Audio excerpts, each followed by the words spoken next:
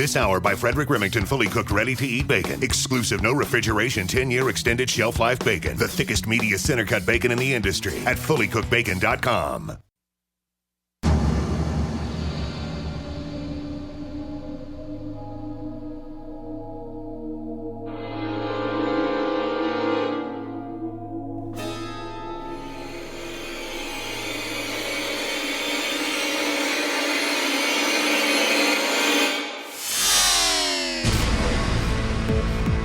You're in the Paracast, the gold standard of paranormal radio. And now, here's Gene Steinberg. So, ladies and gentlemen, let me tell you about Chris O'Brien. He's on his way, as we speak, to something called the Utah Fest. And that's another event that we'll hear about probably next week. And maybe we'll have a guest or two from there.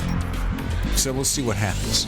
All right, so we have a fascinating episode today because we're going to talk again about that book, UFOs, Reframing the Debate. And so far we've had on several of the contributors. We've had the editor, Robbie Graham. We've had Greg Bishop, one of the contributors. We've had another contributor on after the Paracast last week. So if you haven't joined Paracast Plus, this is a reason. Red Pill Junkie. And he's just terrific. And this week we've got someone who hasn't been on the show for a while, and we'll talk to him about that in a moment. Curt Collins, who also contributed to the book, and a bit later, MJ Banias, more of a philosophical bent, and he's new to the show, and we're really anxious to talk to him and get his point of view. But right now, let me welcome back as our guest co-host, Curt Collins. And Curt, I know you try every so often to leave the UFO field, but we keep dragging you back in. That's right. That's right. Well, you know, I guess it gets in your blood, and there's even if you get sick of the topic or the politics or the squabbles, there's also a lot of positive social interaction. And if that for no other reason, will kind of keep you interested, and you want to know what your friends are up to. Well, there have been a few things happening in the UFO field, for good or bad, and I wanted to bring up a couple of them, particularly since you were a member of the Roswell Slide Study Group, this group of skeptics, believers, and those in the middle who looked at the Roswell slides and decided pretty quickly it was just a mummy, folks. I think I felt when I saw the pictures, what is this? They're saying it's... We have also mentioned the fact that Don Schmidt has another Roswell book, 70 Years of the Roswell Cover-Up or something, which we will not discuss on the show. The publicist for his publisher has said, would you like to do this? And I said, no. So she recommended another book coming out from Kevin Randall. He's going to do a new book coming out soon on the Socorro, New Mexico case. Oh, that's interesting. One thing is that it's interesting that Don Schmidt is writing a solo book instead of the Partner Act. But the Socorro case for Kevin Randall is interesting. But I've read a little bit about what he's written on that, and it is certainly it's a landmark case. I think a lot of people think that had to do with persuading Dr. J. Allen Hynek from Blue Book that maybe there was something physical or genuine to this, and these weren't all mirages. I thought the Michigan case was one that cemented that opinion because he came out with this stuff about swamp gas, and he knew he was just bluffing. He had to say something. And I think that and a few other factors, and probably Socorro was one of them, caused him to realize there was a lot more to it. But I know I interviewed Dr. Hynek a couple of times, and I liked him, and I think he was really intellectually honest about where it went. But yeah, I'm looking forward to any new viewpoints that Kevin might have. It would be really interesting then if we brought him on and then maybe Ray Stanford. I just wonder how that's going to work. Ray can be an unpredictable guy, I've heard, so that could be interesting. Could be oil and water. Very much. So what is Kevin coming up with? You said you're aware of it. Well, I've just seen that he has looked back over some classic cases. Certainly Socorro is one that caught his eye. Levelland, Texas is another one. And his latest blog entry, he mentioned that there were new developments in MJ12, if you can believe that. It seems like some of the UFO developments are reruns from the 80s, but I don't know how MJ12 can be of any importance now, but here it is again. I didn't know whether to laugh or cry when I read this. Kevin has this blog, A Different Perspective, folks. If just look up Kevin D. Randall online. I don't have to give you the address. You'll find it. And he's always has fascinating stuff because he just continues going on. He's like the Energizer Bunny. He just keeps going on and on. And evidently, he's going to debate Stephen Bassett about the alleged reliability or authenticity of these new MJ12 documents. I understand that Kevin didn't even believe in the original ones and has said so and has said why. We expect that Stephen Bassett, who's not very skeptical, probably believes them, so it should be a fascinating debate, except do we really care anymore? Why do we even bother with that? Did you get a chance to look at what the documents contain? I have not looked at it. I just don't know whether I really want to or not. I don't think you do. Briefly, there's 3 sections to it. There's kind of an introduction. Then there's a recap of the Roswell case, which apparently contains mistakes. And then the next thing it moves on to is the Aztec, New Mexico case, discussed as if it's real. And, that's one of the biggest hoaxes ever. I mean, it was influential, but, there was nothing to it. There are a few people that hang on to it, the Ramseys, and I think even Stan Friedman supports it. But, it's still, it was pulled out of the garbage heap. Then there's another section, and this is the one that's more sensational, an interview with an EBE. And, wait a minute. Is it really worth our time? Let me tell you. With Aztec, we've been skeptical. We had Scott Ramsey on the show a few times, Frank Warren, who lives around that area, and he seemed to be in favor of it, and he seemed to be sponsoring Scott. Now, the thing is here, I didn't believe it, and then we had on after the Paracast, another reason for you to subscribe, folks, we had Monty Shriver, who's a retired accountant engineer or something, and he came up with a 1-year project where he investigated the case. And he said there's nothing to it. He grew up in Aztec, New Mexico, and doesn't remember anything. He went to his class reunion, and nobody remembered. This is something that happened when he was, 12 years old or 13 years old. Nobody had a memory of it. The newspaper publisher mentioned nothing about it. It didn't exist prior to Frank Scully's book. All right? That's the big problem with Aztec. So these MJ12 documents, if they were real, forgetting the EBE interview, allegedly, that's sufficient to say, no, this thing can't be possible. It's a fake. That's why I don't know if we'll even mention it. Maybe next time Kevin is on to talk about the Sicario book, I'll mention it to him. I keep thinking, should I have Stephen Bassett on to explain why he keeps saying there's going to be disclosure, and it never happens. But then he's just replaying the old game from Major Donald Kehoe. In the 50s and 60s, Kehoe seemed to feel that he would help bring out the truth about UFOs. He would stop the silence group in its tracks. He failed. Stephen Bassett continues to fail.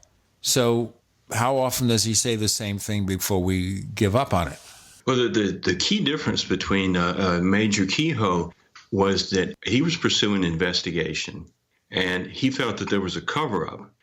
But Stephen Bassett is taking an exponential jump, and that there are treaties, the government has knowledge, specific knowledge and interaction, and, that's the disclosure he wants to force. He's not saying we need to look into this. He's saying, tell us about the aliens. And, some people don't believe there's much to be said about that. We'd love to see more documents, but, this is a blood out of the stone type question.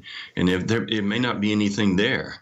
And you see, that's the difference, I agree with you, with Kehoe. Kehoe was saying, yes, they were spaceships, but he didn't go into these elaborate conspiracies about government collusion with ET and all that. His approach was more sensible. He was a retired Marine Corps major. So whatever you think about his approach, more sensible. Bassett takes it thousands and thousands of levels beyond that. We're talking about UFOs, reframing the debate again. MJ Banias will join us in a few moments. Chris O'Brien's on special assignment with Gene and Curt. You're in the Paracast.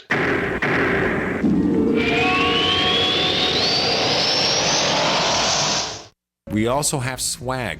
We have all these exclusive Paracast things that you can buy. We've got 60 or so different items, and entails t-shirts, sleeves for notebook computers, iPad cases, mouse pads, the Paracast jumbo tote bag, all sorts of t-shirts and jackets and stuff like that for men and women. We have a Paracast aluminum water bottle. All this stuff, you go to store.theparacast.com, store.theparacast.com. What makes it special is that the items are the best quality, great t-shirts, fabrics, and they have our official logo on them. That's what makes them special, in multiple sizes and colors. We even have stuff for children, stuff for women, stuff for men. We have all sorts of sizes, like small up to X large. A lot of good stuff. That's the swag from the Paracast. You go to store.theparacast.com, stop by, and take a shopping tour. Hi, my name is Lee, and for 10 years I've suffered from ulcerative colitis. I've taken prednisone, ibuprofen, and many other prescription drugs and never saw any improvement. I tried salmon oils and flaxseed oils, but only burped them up, and they did not seem to help. Then I learned from an acquaintance who healed her rheumatoid arthritis by using Andreas seed oils. I was so inspired to try them, I began taking Andreas flaxseed, 5-seed blend, black cumin, and coriander seed oils. In 5 months, the swelling in my hands was so reduced, I was able to see my knuckles for the first time in 5 years. I've been off all medications for 13 months, and by using only Andreas seed oils, my colitis is controlled, and the arthritis pain in my knees is also reduced, and my inflammation is zero, and so many other benefits. A patent-pending process has been developed which results in seed oils that have virtually zero oxidation and are structurally intact. Now, the full healing power of seed oils is available to you via the Andreas seed oils. Call Synergistic Nutrition at 888-988-3325 or visit sacredseedoils.com. That's sacredseedoils.com.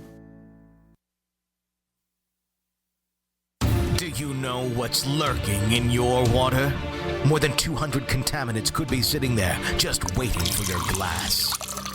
With a ProPure water filter, start enjoying clean and great-tasting water today. ProPure filters, independently tested, latest water filter technology. ProPure systems do not require electricity and are easy to set up and easy to use. To find out more, visit your authorized ProPure dealer or ProPureUSA.com. That's ProPureUSA.com. For P150, P150GA, P150NY, P150OK, P150TN, C250A, C250E, C250Q. Not available in all states. If New York or Colorado, call for a similar offer. What's the scariest thing about going to the dentist? Opening your mouth or opening your wallet? Because just a simple cleaning can cost $100, and things like root canals can cost you hundreds more. If you don't have dental insurance to help, call Physicians Mutual Insurance Company, 1-800-656-9775. This isn't a discount plan or preventive-only coverage. This is real dental insurance that helps pay for checkups right away. So you can call today and get your teeth cleaned tomorrow. Plus, it helps cover the more expensive procedures you might need down the road. Fillings, crowns, bridges, even costly dentures. There's no deductible and no annual maximum. Your acceptance is guaranteed for one of these insurance policies, even if you're retired. There are no networks, so you can choose any dentist you'd like. Call now for a free information kit with all the details. 1-800-656-9775. That's 1-800-656-9775. 1-800-656-9775.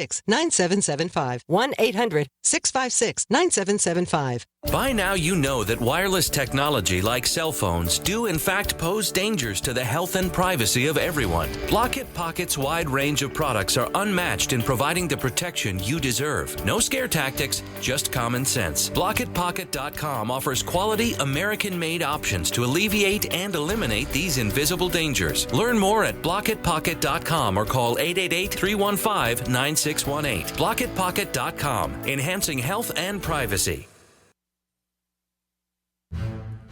We'd like to hear from you. If you have a comment or question about the Paracast, send it to news@theparacast.com. That's news@theparacast.com. And don't forget to visit our famous Paracast community forums at forum.theparacast.com.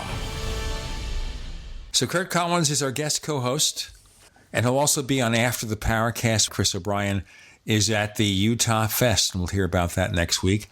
We welcome to the Paracast MJ Banias. He's another contributor to that book, UFOs Reframing the Debate. And he'll join us in just a moment, but I want to tell you first about After the Paracast, our premium podcast. Now, After the Paracast is one of those unpredictable things. We might just be talking about stuff. We might have exclusive guests. It's all a mixed bag, but it's fascinating always.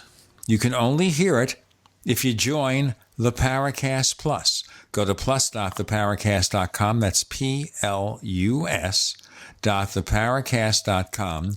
We give you simple sign-up instructions. It's basically joining the forums if you're not already there and upgrading your membership.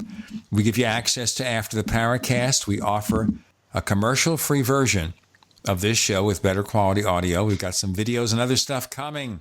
And the subscription prices start at just $1.49 a week. It's the number one way to support the Paracast. Plus.theparacast.com. So, MJ, really glad to have you on. And before we talk about your contribution to the book and a cultural thing I want to get details about, how did you get caught up in the UFO mess? First, thanks very much for having me on. It's a real honor to be here. I'm a big fan, and this is like it says, the gold standard of paranormal radio. So it's an honor for me to be on your show. It's an honor for us to have you. So, for me, being involved in this sort of the madness that is the UFO field, I guess, my story's pretty boring, actually. I grew up sort of loving watching, the TV shows about, aliens, and The Outer Limits was definitely a favorite of mine growing up. Not the 60s version, like the 90s reboot, I guess, or the 80s reboot. And, it just kind of, my parents let me watch TV I probably shouldn't have been watching when I was young. And I fell in love with just the idea of, aliens and UFOs. And I started reading all the sort of the magazines and the books about the subject. I remember my school library had one of those hardcover picture books, sort of one of those with, photographs and stuff about sort of UFOs and aliens. So it was something that sort of was always around in my life, I guess, that I really enjoyed. And I have to be honest, I just sort of started, hanging out with Chris Rakowski a little bit, a mutual friend of ours.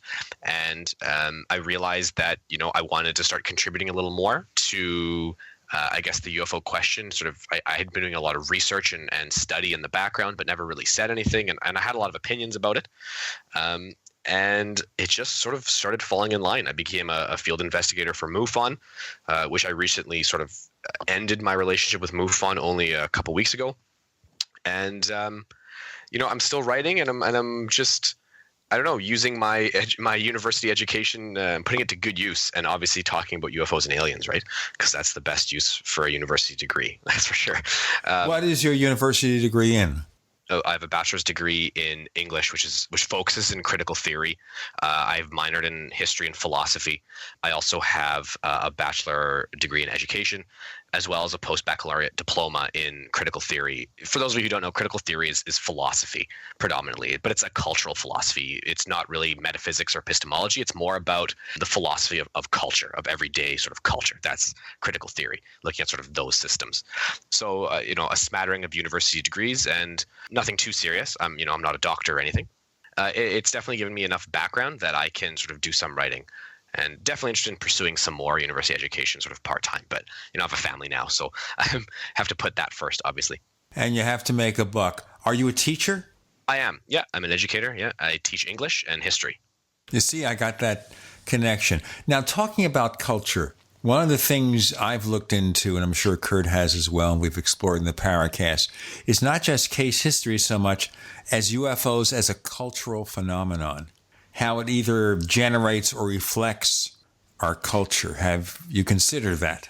Yeah, for sure. My blog, Terra Obscura, is basically sort of it's a cultural blog. I explore the UFO question from a cultural standpoint. So I personally, while I am interested in sort of obviously finding out the answer to the UFO riddle, I think a lot of us are. It's not my biggest interest. My biggest interest is how the UFO shapes our I guess, our perceptions of sort of outer space, how it shapes our perceptions of ourselves, how it shapes our perceptions of our government, how it shapes our perceptions of our position on this planet as sort of being the only quote unquote intelligent species. So I think the UFO question brings together a whole bunch of our cultural knowledge and a whole bunch of our cultural anxieties, and it lumps it into sort of a flying silver disc. And it's sort of beautiful because no one else is really studying it in this way. At least there's not many people who are studying it in this way. So I've really sort of found a nice niche in the cultural study of the UFO question. So here's the point. Are we seeing what's really there? Or are we seeing the shiny silvery disc? Because right now our culture is steeped in sci-fi, and that's one of the images. Right, and this is a sort of an age-old UFO question, right? I mean, Jacques Vallée would sort of posit this, right? He would say the image of the UFO has sort of shifted throughout history, right? He would say the image of the UFO, whatever we see, has shifted across culture. 1,000 years ago, people saw sort of fairies and angels and demons and sort of that sort of cultural kind of concept, these concepts of culture, these folkloric ideas. And, as we progress into sort of, he talks about the airships in the late 1800s, and then sort of the 1950s, obviously saw the flying saucers. In the 80s, it was the Black Triangle was quite popular. So yeah, I think we sort of do see this progression of what aliens look like and what UFOs look like. And it's definitely sort of shifting across time and culture, I think. So I don't know, to answer your question, is it actually a shiny silver disc or is it actually a black triangle? I don't know. But if you kind of look at the cases and as they progress through time, people don't see flying saucers very much anymore. We see other things now. And is that culture or is that just, the aliens are for some reason changing their technology? I don't know. I can't speak for them. Okay, this is really interesting. So we really have to look at this. What might be behind it? Now, anytime I think about UFOs having a shape or structure in a way that is different than what it really is, I think of the movie Contact. Yeah. Where Jodie Foster sees E.T. in the form of her late father because she could relate to it. And E.T. tells her, and it could be a dream, but comes to her and says, "You're seeing me this way because you will be better able to accept what I look like." Now, that has all sorts of different meanings. It could be maybe it's visible in a way that we can't see, or the appearance would be so grotesque that we couldn't accept it, or it's pure energy like we saw in some of the Star Trek episodes, or he's from the Q universe. We have MJ Banias and Curt Collins. You're in the Paracast.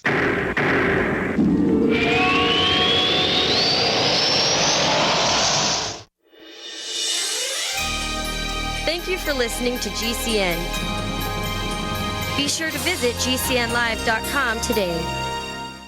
Hunters, anglers, campers, and survivalists. Get back to nature. Expand your horizons with the highest quality, most versatile, unique slingshots and sling bows on the market at slingbow.com. Slingbow products are compact and models start from just $17.98. They're perfect for your bug-out bag or storing in your vehicle. Give yourself and your loved ones the excitement and tradition of Slingbow, a new frontier in archery and truly modern twist on this primitive survival tool. Feel the thrill only at slingbow.com. Are you looking to become more self-sufficient? Then you need to have your own energy source. The Solark EMP hardened generator is automatic, maintenance-free, and reduces your monthly electric bill. You can also take it off-grid when you go camping. Contact PortableSolarLLC.com or call for details at 972-575-8875 today. Portable Solar LLC gives you everything you need to start using solar energy in less than 1 hour. Solark EMP hardened solar generator energy insurance for your family or business. Call Portable Solar LLC today. Extendivite really works. Just listen to what some people have to say. Several years ago, I was developing a very severe situation. I called it my flippy heart. It was doing not good things, and I did not want to go to a medical doctor because I just knew they would give me a cover-up pill. I didn't want to get onto that sort of thing at all. When I learned it was garlic and cayenne and cayenne is a healer. It is a wonderful herb. I said, I think I'm onto something here. I'll tell you, I wouldn't be without it. It did wonderful things for me. Extendivite is only $69.95 for a 2-month supply of either capsules or liquid. Call now. That's 1-877-928-8822 or visit heartdrop.com. Extend your life with Extendovite. Are you happy washing your hands with harsh chemicals? Are you happy doing laundry with detergents? Are you happy paying high prices? Find your happiness with Pure Soap.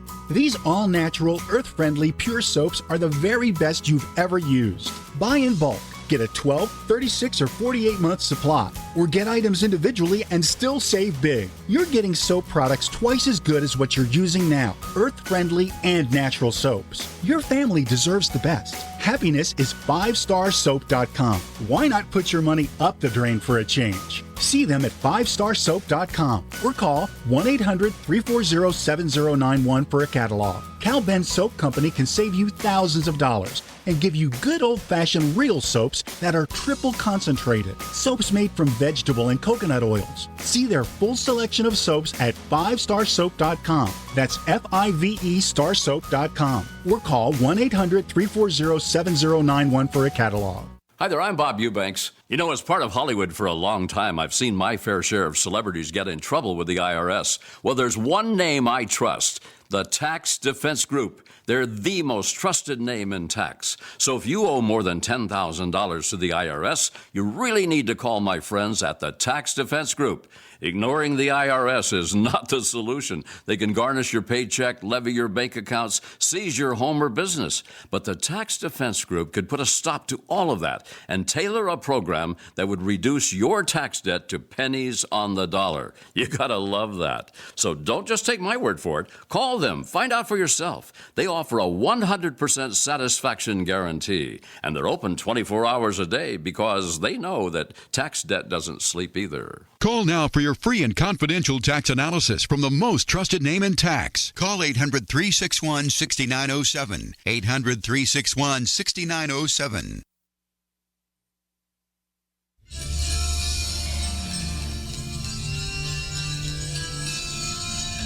Hi, this is Bryce Abel. I'm the producer of Dark Skies, the co-author of AD After Disclosure, and you are listening to the Paracast, the gold standard of paranormal radio.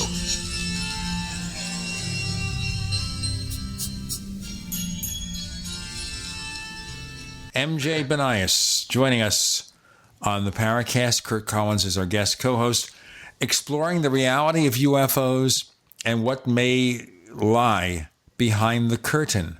So, MJ, do you think there's a curtain? Or are we making it all up?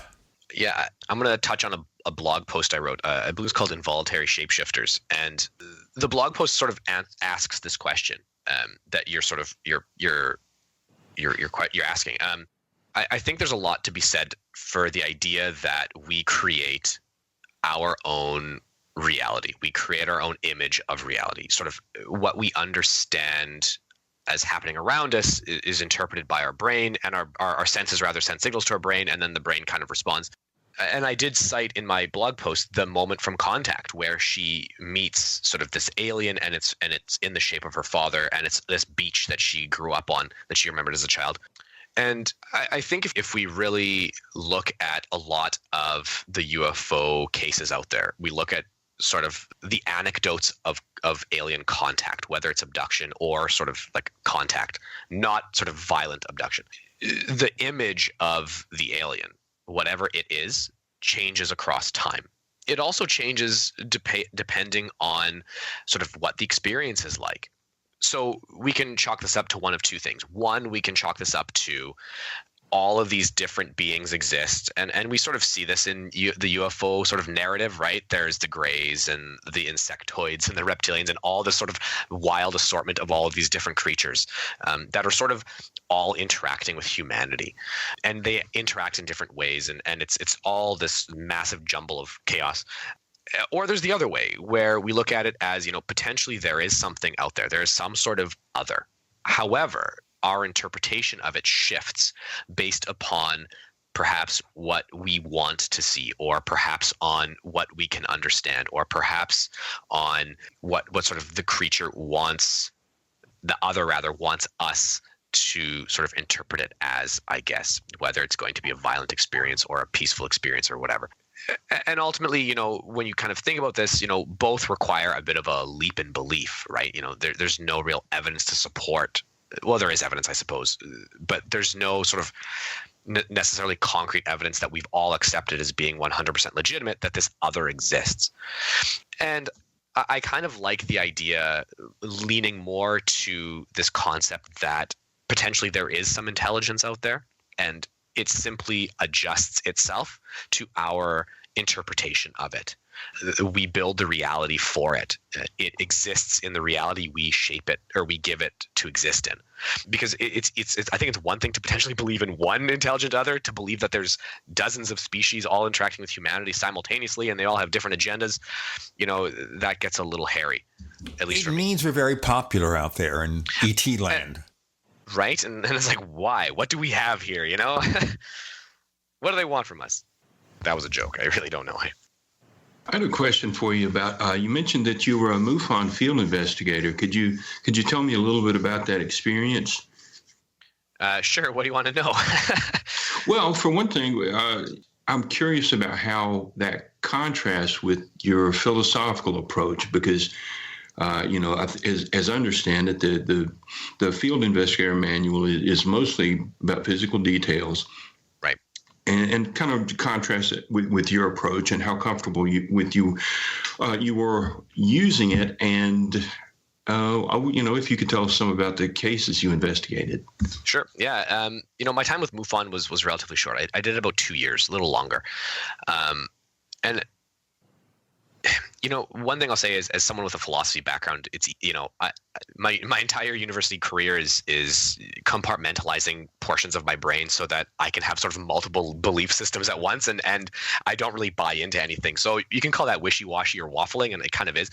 So when you're sort of dealing with MUFON, and it's funny, right? Because Curt, you kind of made this interesting claim about MUFON, where the field investigator's manual is about collecting sort of hard data.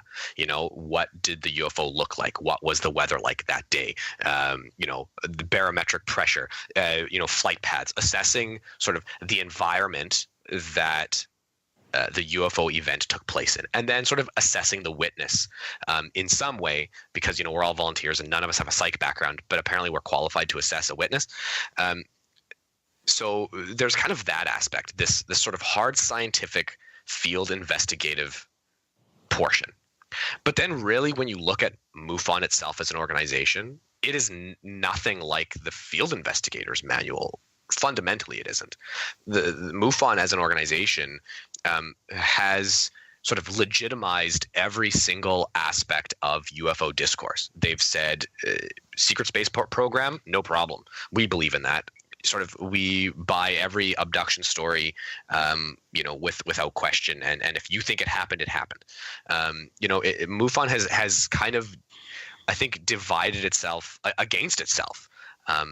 So, you know, for me, I don't think there's sort of something about MUFON that is kind of hard fact only. I think they've kind of thrown their lot in with sort of the rest of the UFO people out there, and they've bought into the ideology as much as sort of any other organization has. You know, insofar as MUFON claims that we are a scientific organization, you know, scientific-ish, I think would be more appropriate.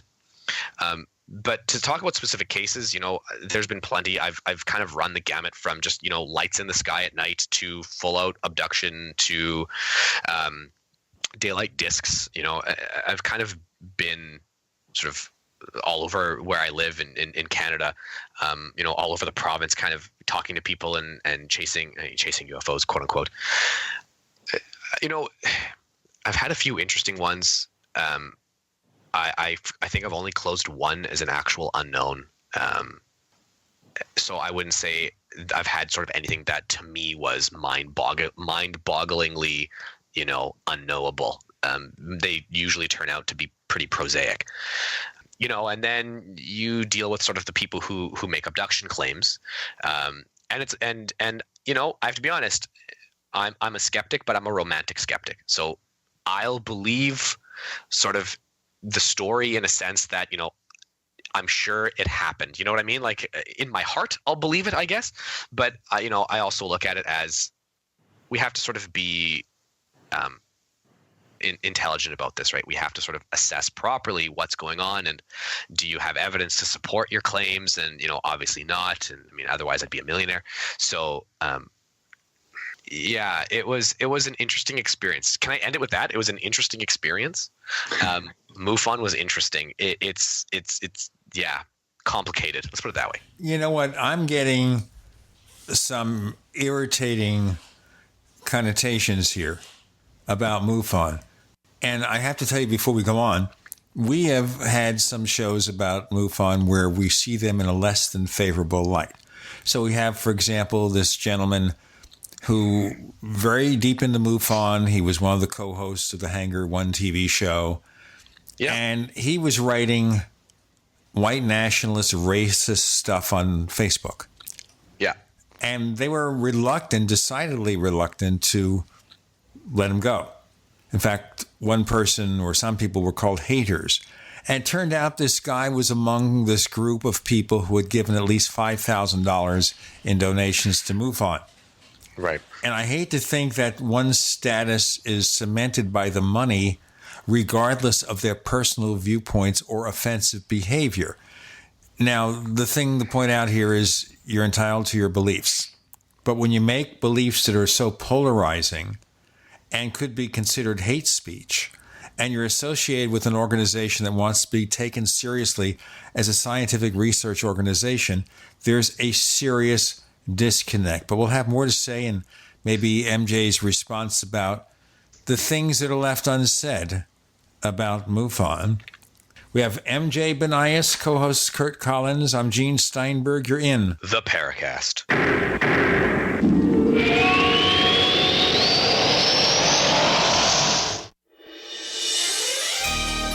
Thank you for listening to GCN.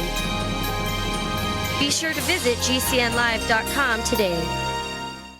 Neighbors, I want to tell you about my favorite graphics app.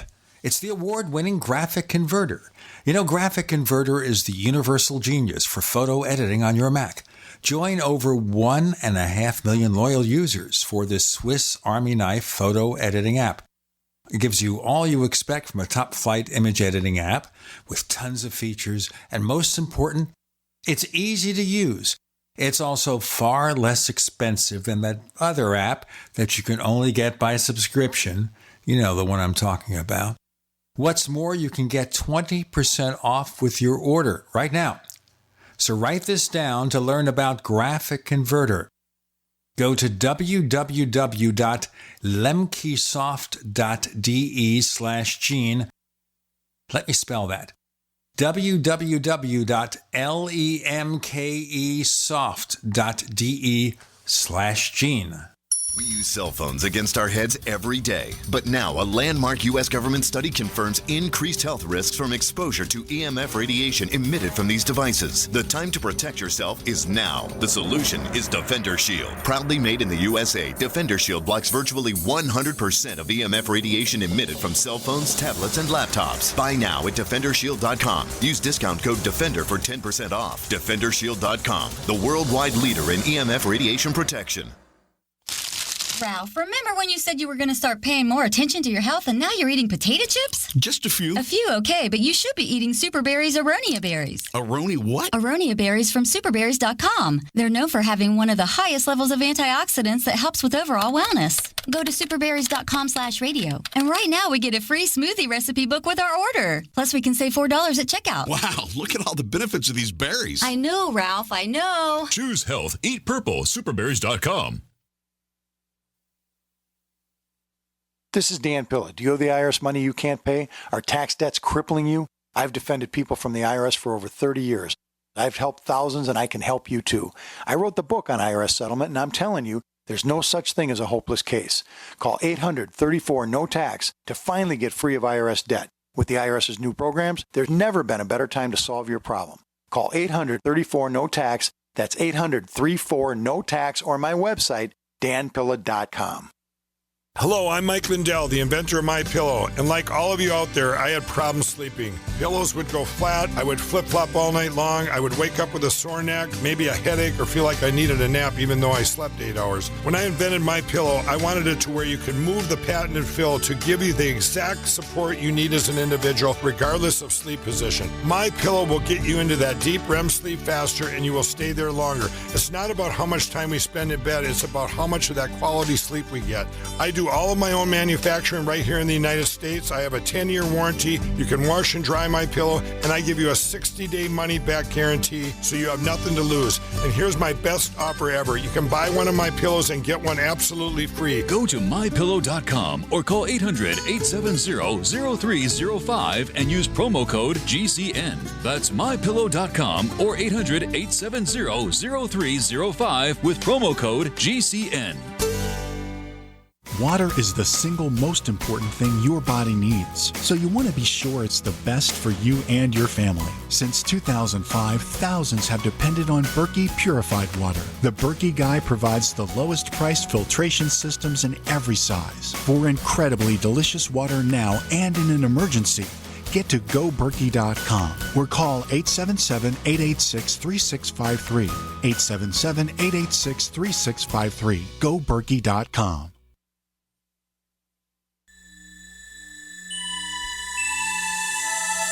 This is Jacques Vallée. You're listening to the Paracast, the gold standard of paranormal radio.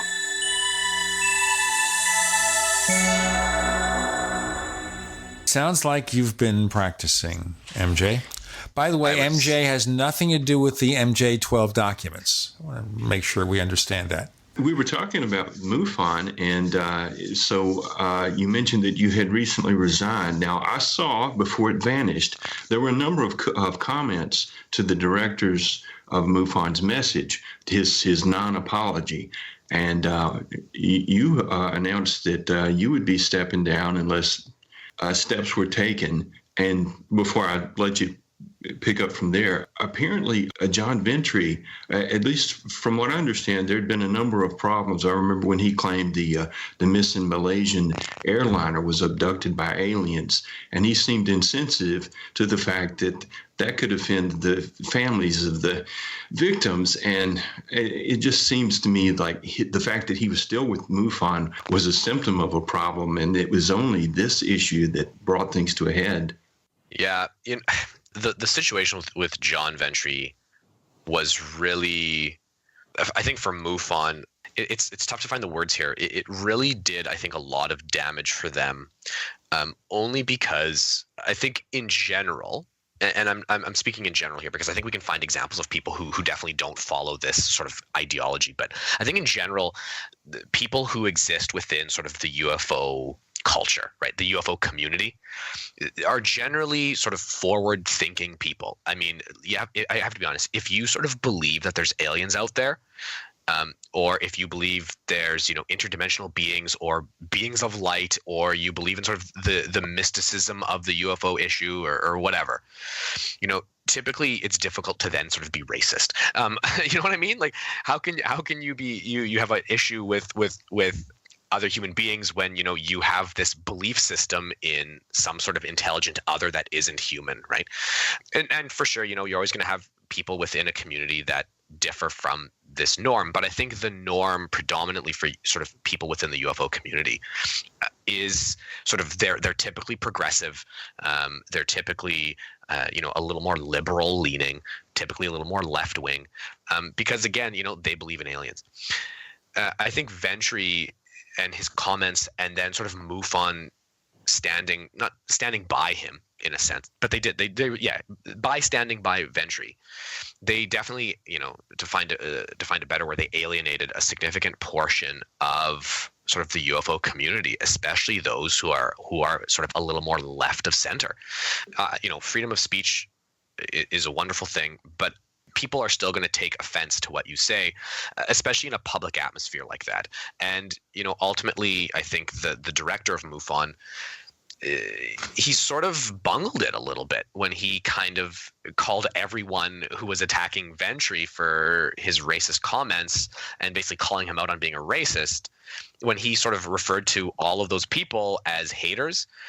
Harzan is ultimately then, he's not necessarily supporting Ventry in his comments, and I'm sure Mr. Harzan is not a racist, but why would you sort of defend him in openly like that, and then not only say, we apologize for his, he didn't say we apologize for his comments, and then he moved on to then say, all of you who have problems with him are haters, so he sort of did the double sin here of PR, which is a shame, because MUFON just paid a whole lot of money to a PR firm to change their image, and I'm just wondering what they spent all that money on, because they apparently didn't do a great job training Mr. Harzan on what to say in a situation like this. I just wonder how much money they're wasting for a PR firm. Supposedly they're using their money, other than paying their executives and publishing the magazine and all that stuff. They're using the money you give to do UFO research, not hire PR firms, because remember, PR firms aren't cheap. No, they certainly are not. And they burn money fast. That's the other thing. You don't get a lot for the money that you do spend. Yeah. Sorry, was somebody going to say something? I just heard. No, but let's finish the thought with. So, how did your break with MUFON come to be? It definitely did have. It definitely did have a lot to do with this situation. Again, I'm Canadian, so the whole population of Canada leans slightly left of center compared to the United States, but. So for me, that was definitely one aspect of my sort of separation from MUFON. I think I also have ideological problems with MUFON. I think, Curt, you asked sort of before, about the Field Investigator's Manual and how it sort of differs from my philosophy in a sense. And I think that, MUFON has been operating, for quite some time, and it hasn't really, it doesn't have sort of much to show for itself. So I think that is one issue I have. I think that, for something that has been in existence for as long as it has been, to not be able to sort of provide, this is why, MUFON exists. They can't really give us sort of these unbelievable case that they've investigated and have sort of proven that something strange is going on beyond the shadow of a doubt. And that's really the whole UFO discourse overall. There is no evidence for anything really, but I guess there's pieces, but MUFON hasn't really achieved greatness, and they've had a lot of time to do it. And it's, I almost feel like MUFON is sort of shrinking rather than growing. And I think, I don't know the numbers on the most recent sort of symposium from 2016, but, are numbers down? If they are, I think this is just sort of evidence of sort of MUFON shrinking. I know they struggle to find field investigators, especially in Canada. So, because no one's heard of them. But, I think that's kind of one problem I had with it. I also have a problem with the fact that MUFON currently does not know itself. It was a scientific organization. It touts itself as a scientific organization, but it does everything but being a scientific organization. And I think the most recent topic that it's hosting at the symposium this year is, I think, the secret space program. And I would argue, as a scientific organization, where is this data coming from? Like, where is the science behind the secret space program that you're presenting on? Or where is the facts?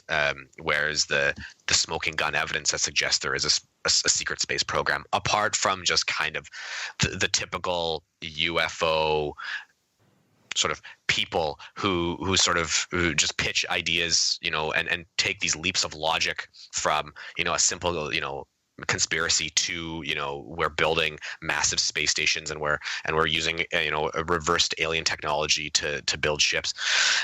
So again, I struggle with MUFON's inability to find its place within the UFO community. It's kind of all over the world right now, and or all over the place rather, and it just can't focus on what it needs to do, and I think that's a problem. The thing I see with MUFON is when they hold these symposiums, and this is true also with the state directors and the local sessions, what they're doing is filling seats. That's the main focus. Let's get wacky guests. Doesn't matter. We're not going to vet them. I'll give you one example here. Some time back, 2-3 years ago, was looking for a guest and had a MUFON state director, I think from Missouri. And if I'm wrong, shoot me later. So she's mentioning this forthcoming meeting. I said, sure, go ahead. And she's going to have Michael Horn on, and he's the American representative for Billy Meyer. Right. And I said, do you know who Billy Meyer is? Do you know anything about it? No. And I sent her a bunch of information, and Michael Horn, to her credit, was disinvited. Now, this is the problem. They'll bring people into some of these sessions, and it's certainly true with the national conference. They don't care whether these people have solid information to offer. It's a commercial enterprise. The same thing with the Hangar One TV show, where Hangar One was, as reality shows go, probably worse than many because it pointed to alleged evidence and documents that did not exist. Now, I know we've had stories on the show here about the UFO Hunters show, which was on for a couple of years and featured Bill Burns, late of UFO Magazine, and the co-author of The Day After Roswell with Colonel Philip Corso. And, he's a good storyteller. I hope to have him back on. He's a lot of fun. But this show was nonsensical. They'd have a real case, and then they go off the deep end. We've got more to come. MJ Banias, not all about MUFON. We're going to get off it in a moment. Curt Collins is our guest co-host. You're in the Paracast.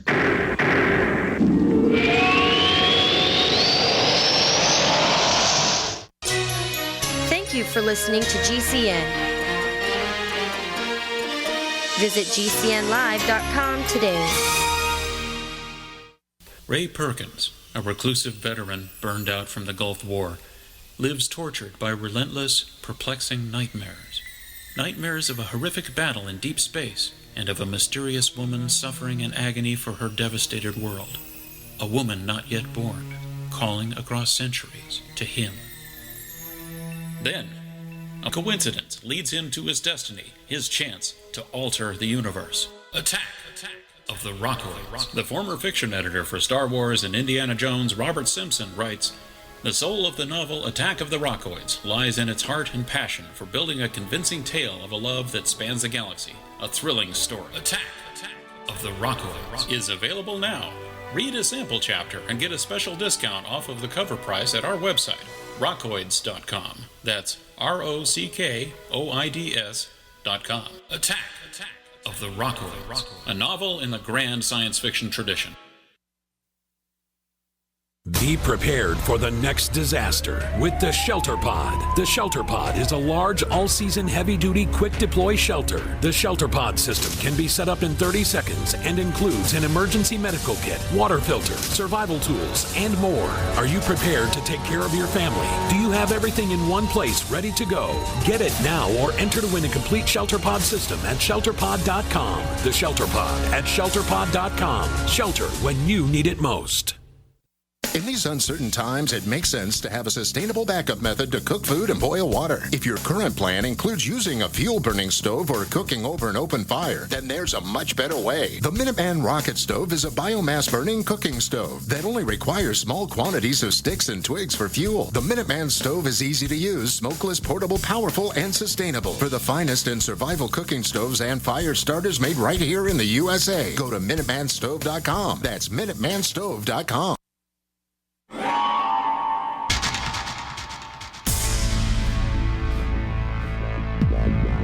Welcome back to the Paracast, the gold standard of paranormal radio.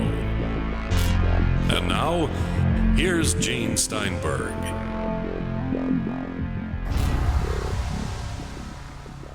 So Chris O'Brien's on his way as we speak to the Utah Fest.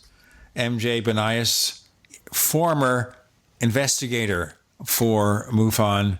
Curt Collins, our guest co-host. Now, let me ask you this too. So MUFON's questionnaire, their training materials, they're looking for solid objects. They don't pay attention to the witness at all. Am I wrong about that? That's my perception. I think in the MUFON Field Investigators Manual, I think it's primarily looking at the UFO question definitely from a nuts and bolts perspective, right? If we sort of look at, all of UFO discourse, we can sort of put on a spectrum. And I think sort of on opposite ends of the spectrum, you sort of have the nuts and bolts, aliens who are made out of meat like you and me, and they hop in their spaceships and they fly around in their metal machines, right? And then there's sort of the other side, right? The more mystical side of the UFO experience, right? That people have the sort of the interdimensionals and the light beings and all that. I think MUFON definitely focuses and caters towards this more nuts and bolts ideology. It really focuses on sort of this otherworldly aspect, as if it knows that these craft are from another planet versus something else. So I definitely think that's part of it.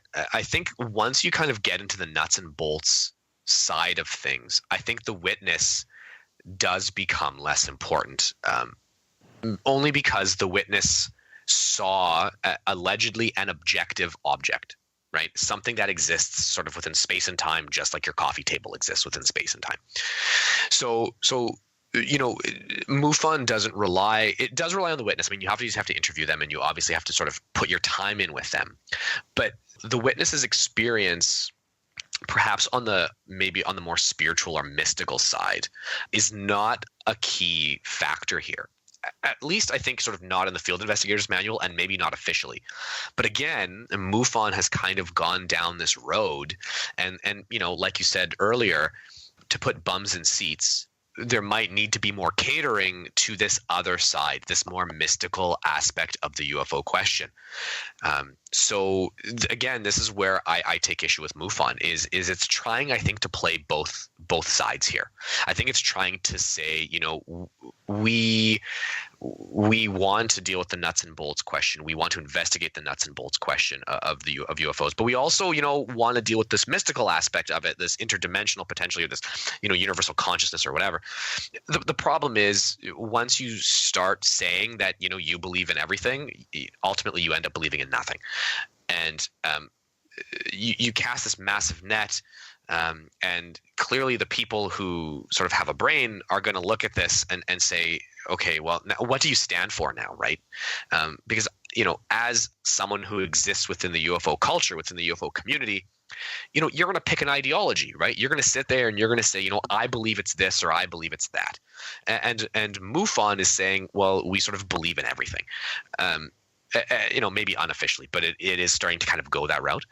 So this is why sort of my problem exists with MUFON is, again, it's leaving sort of what it's good at and sort of maybe what it's sort of tried to build, and it's now abandoning that for other things, and again, potentially for money, potentially put bums in seats, potentially to make television shows which are questionable. And I think this is sort of MUFON's sort of current gig.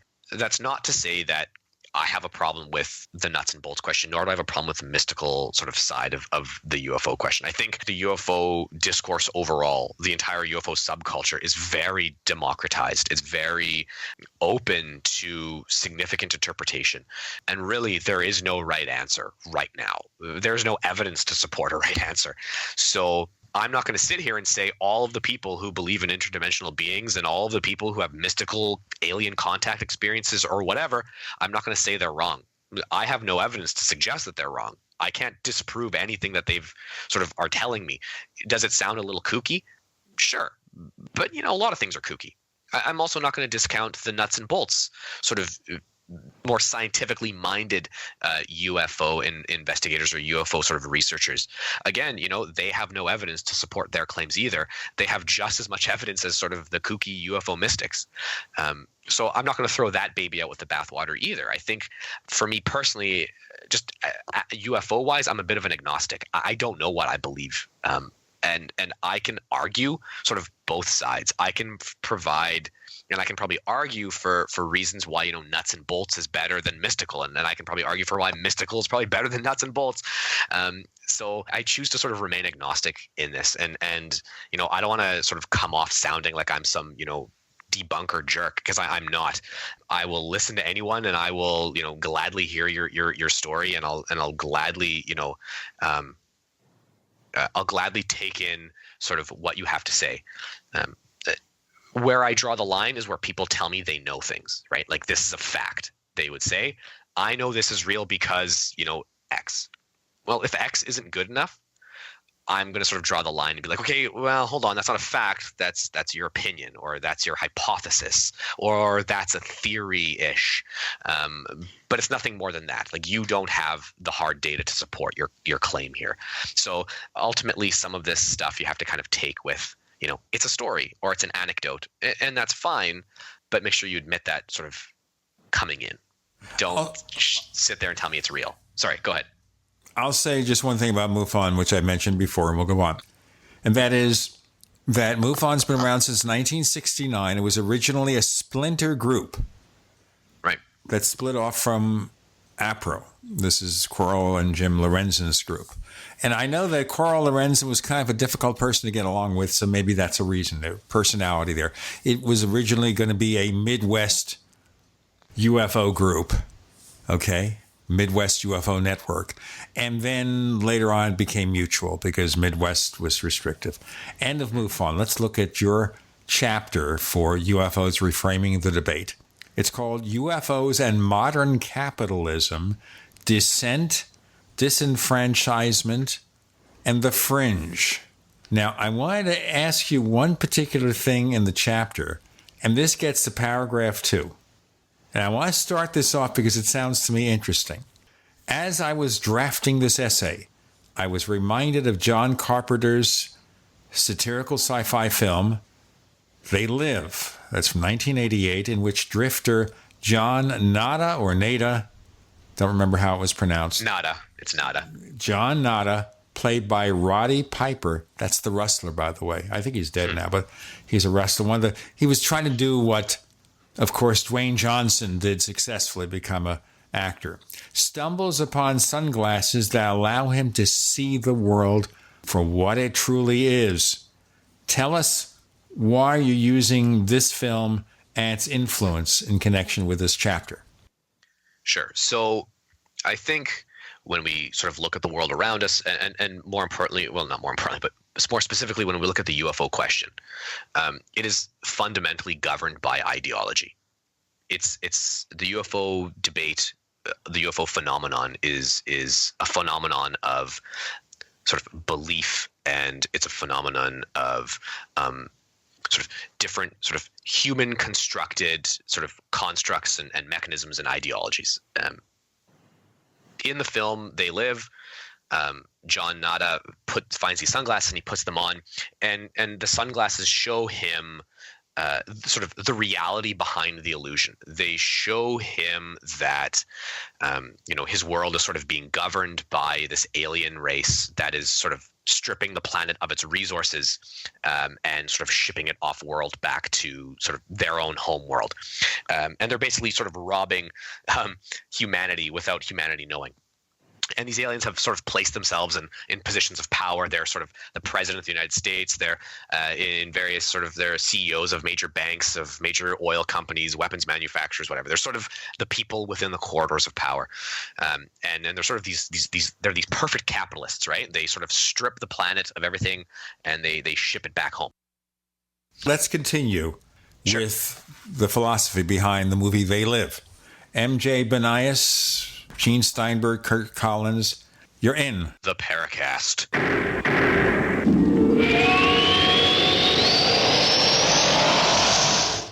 Attack of the Rockoids has been well received by critics and readers alike. It's a thrill-a-minute story you'll never forget. A former U.S. military intelligence officer is haunted by intense dreams about a beautiful woman pleading for his help after a terrible battle in outer space.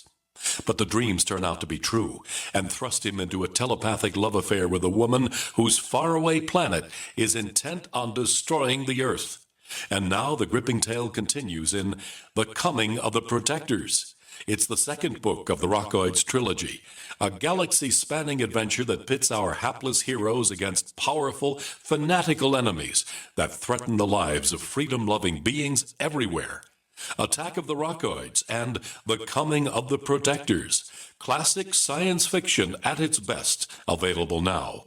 For more details, visit rockoids.com.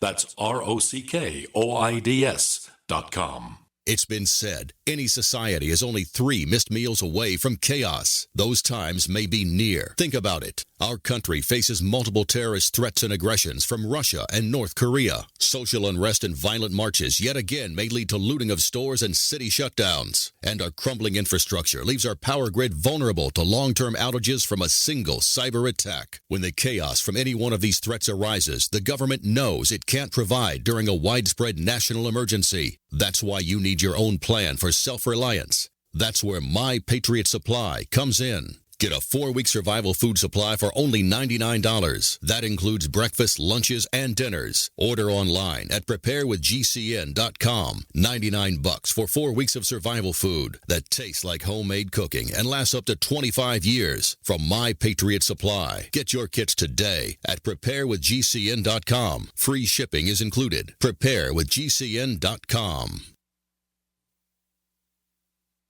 This is Dan Pilla. Do you owe the IRS money you can't pay? Are tax debts crippling you? I've defended people from the IRS for over 30 years. I've helped thousands, and I can help you too. I wrote the book on IRS settlement, and I'm telling you, there's no such thing as a hopeless case. Call 800-34-NO-TAX to finally get free of IRS debt. With the IRS's new programs, there's never been a better time to solve your problem. Call 800-34-NO-TAX. That's 800-34-NO-TAX, or my website, danpilla.com. Have you checked your Google search results lately? Search results are usually the first impression that people form of you or your business, so make sure that they create a positive impression with ReputationDefender.com. What the internet says about you can have a big impact on your life and your livelihood, even if it's not true. Fortunately, you can now control how you look online and in online search results with ReputationDefender.com. Call 800-831-0771 now. That's 800-831-0771 for your free reputation analysis. If you have negative material from an ex-employee, upset patient, or former client, newspaper article, legal issue, social media, or other source showing up in your search results, you can combat it with ReputationDefender.com. Our dedicated experts in patented technology can help make your online search results look their best. Call 800-831-0771 to learn more. 800-831-0771. That's 800-831-0771. Or visit ReputationDefender.com. Water is the single most important thing your body needs, so you want to be sure it's the best for you and your family. Since 2005, thousands have depended on Berkey purified water. The Berkey Guy provides the lowest priced filtration systems in every size. For incredibly delicious water now and in an emergency, get to GoBerkey.com or call 877-886-3653. 877-886-3653. GoBerkey.com. This is Jerome Clark, author of the UFO Encyclopedia and other books. You're listening to the Paracast.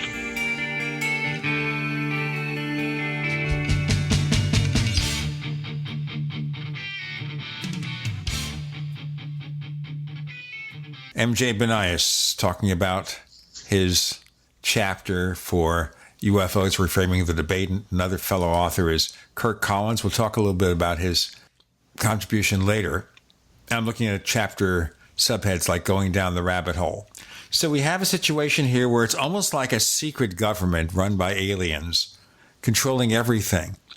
And you know, in reality now, they actually have theories that there's a secret world government going on. And they could be called the International Bankers or Illuminati. But John Carpenter puts this in the hands of aliens. But how different is that from what we sometimes see as a conspiracy theory about how the world is run? And this is sort of, I think, the point of my essay. I when I thought about They Live, you have this man who finds these sort of magic sunglasses that allow him to see the truth, I guess, behind the lie. Shortly after the section that you read, I sort of explain, ultimately there are no sunglasses. We cannot pierce sort of the veil of our own ideology. We can't leave the environment we live in. We can't leave our experiences behind. All of the sort of the social and cultural baggage that we've accumulated from birth, whether from our parents or from school or from our churches or temples or from just living within sort of a city or a rural area or wherever we are, we've sort of become inundated with ideology. We live our lives on a daily basis totally surrounded by sort of this reality we've created for ourselves. We don't have the ability to remove ourselves from this sort of ideological world we've created for ourselves. When we start looking at the UFO question, we quickly start to bump into ideologies that oppose our popular and mainstream ideologies. UFOs and the idea of the UFO and the idea of the intelligent other, the alien, is very countercultural. It throws under the bus everything sort of you and I have agreed to when it comes to how we live our lives. We have sort of all agreed that, it's good to have a job. We've sort of all agreed that, one should buy a car and buy gasoline for that car and, drive it to work every day and do these things. We've all agreed that, television and cell phones or smartphones now, I guess, and the internet, these are all sort of normal things that sort of are part of real life, quote unquote. The UFO question takes all that and kind of flips it on its head. The UFO question very much challenges these social power systems and these ideologies that we have for ourselves. It challenges these constructs. And it basically says, really? You think this is real life? And it forces us to re-examine the way we sort of deal with the world around us on a regular basis. I tied in the aspect of capitalism, only because capitalism itself has become an ideology. It really governs the way we perceive our world. I mean, and not only that, the system of capitalism sort of economically and ideologically exists worldwide. There is no country right now on this planet that functions outside of a capitalist model. You have some countries that would claim they're communist, for example, China, but in reality, China is about as communist as, the United States is communist. They have free markets. They have, enterprise, just like, the Americans do. So even sort of the biggest players on the planet who even say they're communist really aren't. They're primarily capitalist. Since we're sort of all governed by this system of thinking and this system of how we live our lives on a daily basis, because UFOs question this ideology, because UFOs kind of look at capitalism and say, you're not necessarily sort of the be all and the end all. Capitalism, just by being a system, needs to place the UFO topic into sort of the fringe of culture. This is why the UFO discourse is not talked about daily on the news. It's why it's not talked about sort of regularly in conversation at the dinner table. Capitalism has done a very good job, very sort of insidiously good job of relegating the UFO subject to sort of the cultural fringe. It's not gotten rid of it totally because it can't, but it can kind of say, we're not going to talk about this. And they do this by a lot of ways, right? They do this in media. Every time the news covers a UFO story, the X-Files music plays, the anchors, grin stupidly, and they typically make fun of the people who, have had UFO experiences.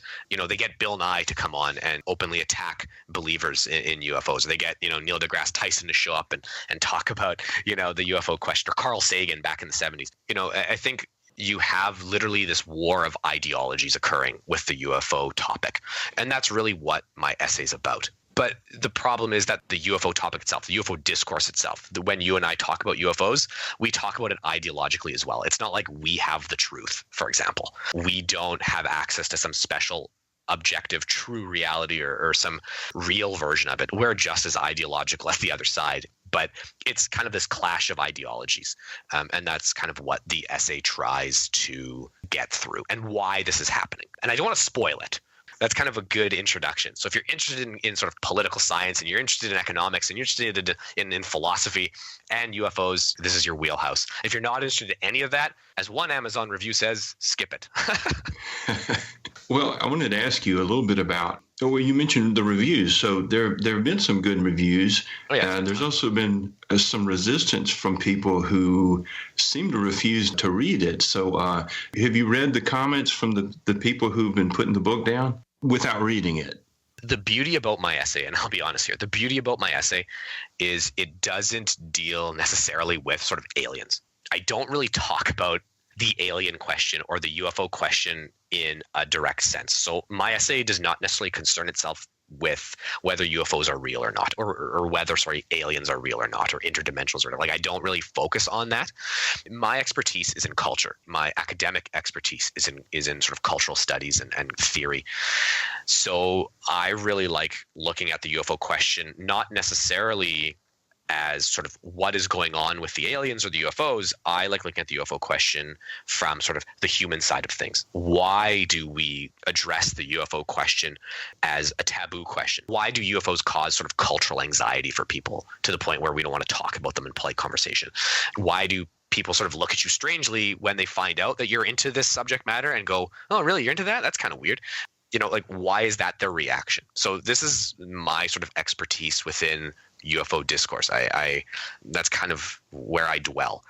I'll still talk about aliens and I'll still talk about, my hypotheses, I suppose, my opinions on the UFO subject matter, like, what they are or what I think they are or whatever. But the problem is I can't really prove any of my opinions, right? I have hypotheses that I don't really have evidence for. Well, I suppose that burst of honesty may not appeal to some of the people who are looking into ET and perhaps some of the people who expect some sort of immediate disclosure. But so what? We've got MJ, Banias, Gene Steinberg, Curt Collins, our guest co-host. You're in the Paracast.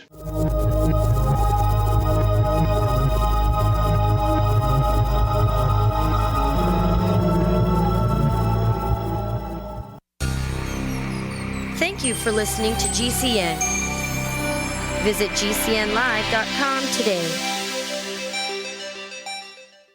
My husband says, you are what you eat. Not true, dear. I did my research. Actually, you are what you can absorb. So I didn't feel the vitamins and supplements I was taking were effective. I didn't feel any different. Then I switched to Protivite, a liquid multivitamin, mineral, and phytonutrient complex. And wow, you've got to see the video at truehealthfacts.com. That's truehealthfacts.com. Then call 502-410-3411. Protivite is nutrition you can feel. Protivite is nutrition that gets in.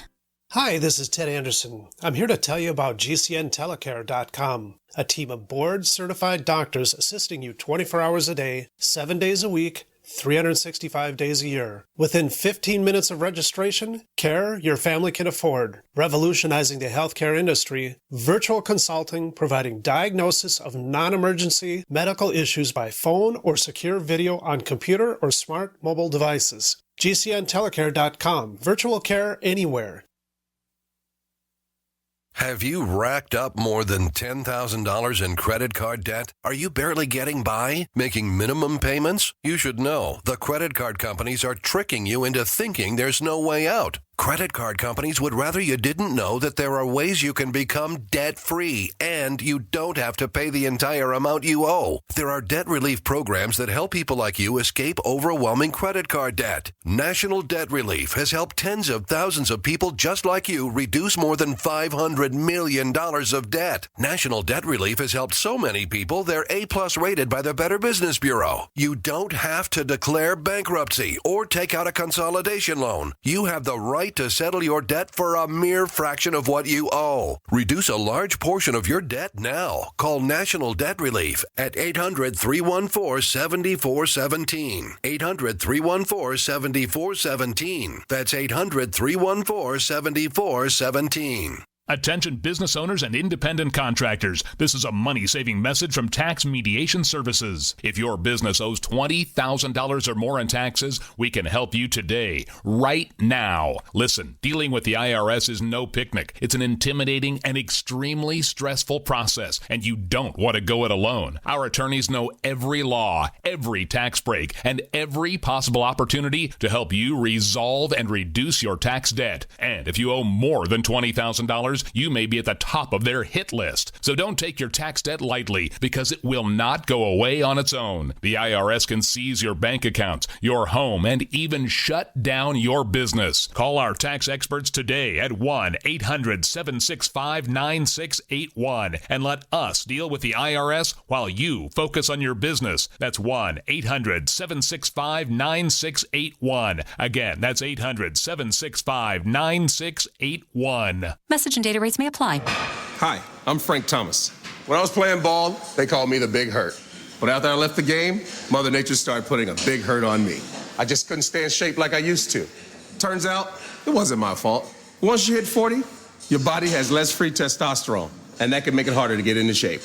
But luckily, I found out about Nugenics. Nugenics is a unique man-boosting formula powered by Testofen, a patented key ingredient clinically researched to help boost your free testosterone levels. Get a complimentary bottle now by texting PRIME66 to 321321. With Nugenics, you can feel stronger, leaner, with a lot more stamina and energy. And guys, she'll like the difference too.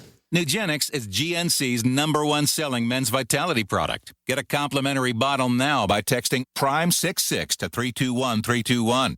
Nugenics samples are not available in stores. So again, text PRIME66 to 321321.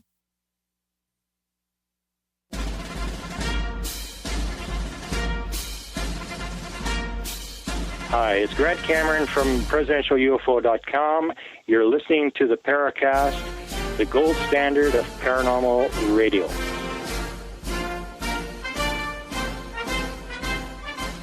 So we're focusing on another contributor to the book UFOs, Reframing the Debate, MJ Banias. And our co-host is someone who is yet another contributor, Curt Collins. Curt, do you want to continue the questioning?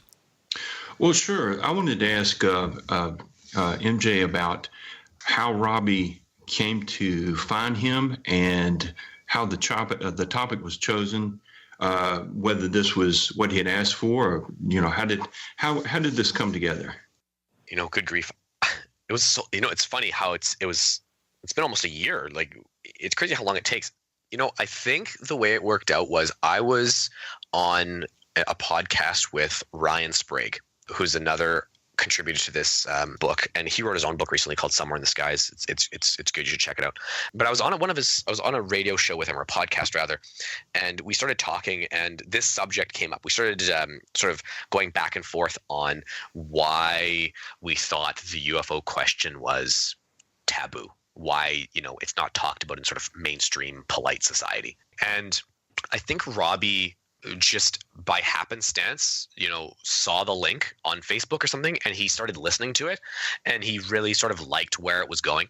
And he sent me a message through Facebook saying, like, we're listening to your podcast, really great, whatever. And then it like, through some weird synchronicity, I had recently heard him on a podcast about his novel, or rather his book, Silver Screen Saucers. So it was almost like this weird moment where I was going to message him literally that day, and he messaged me first. And he sort of had this idea for this book, and he said, would I be willing to contribute? So he just said, just write me an essay, 5,000 words. And I was like, okay. So I sort of dove into my realm of sort of background knowledge, and I started to sort of think about the conversation Ryan and I had on his show. And it kind of just happened. I kind of just sat down, and I was playing around with a whole bunch of different ideas on where I wanted to go maybe, and what I wanted to talk about.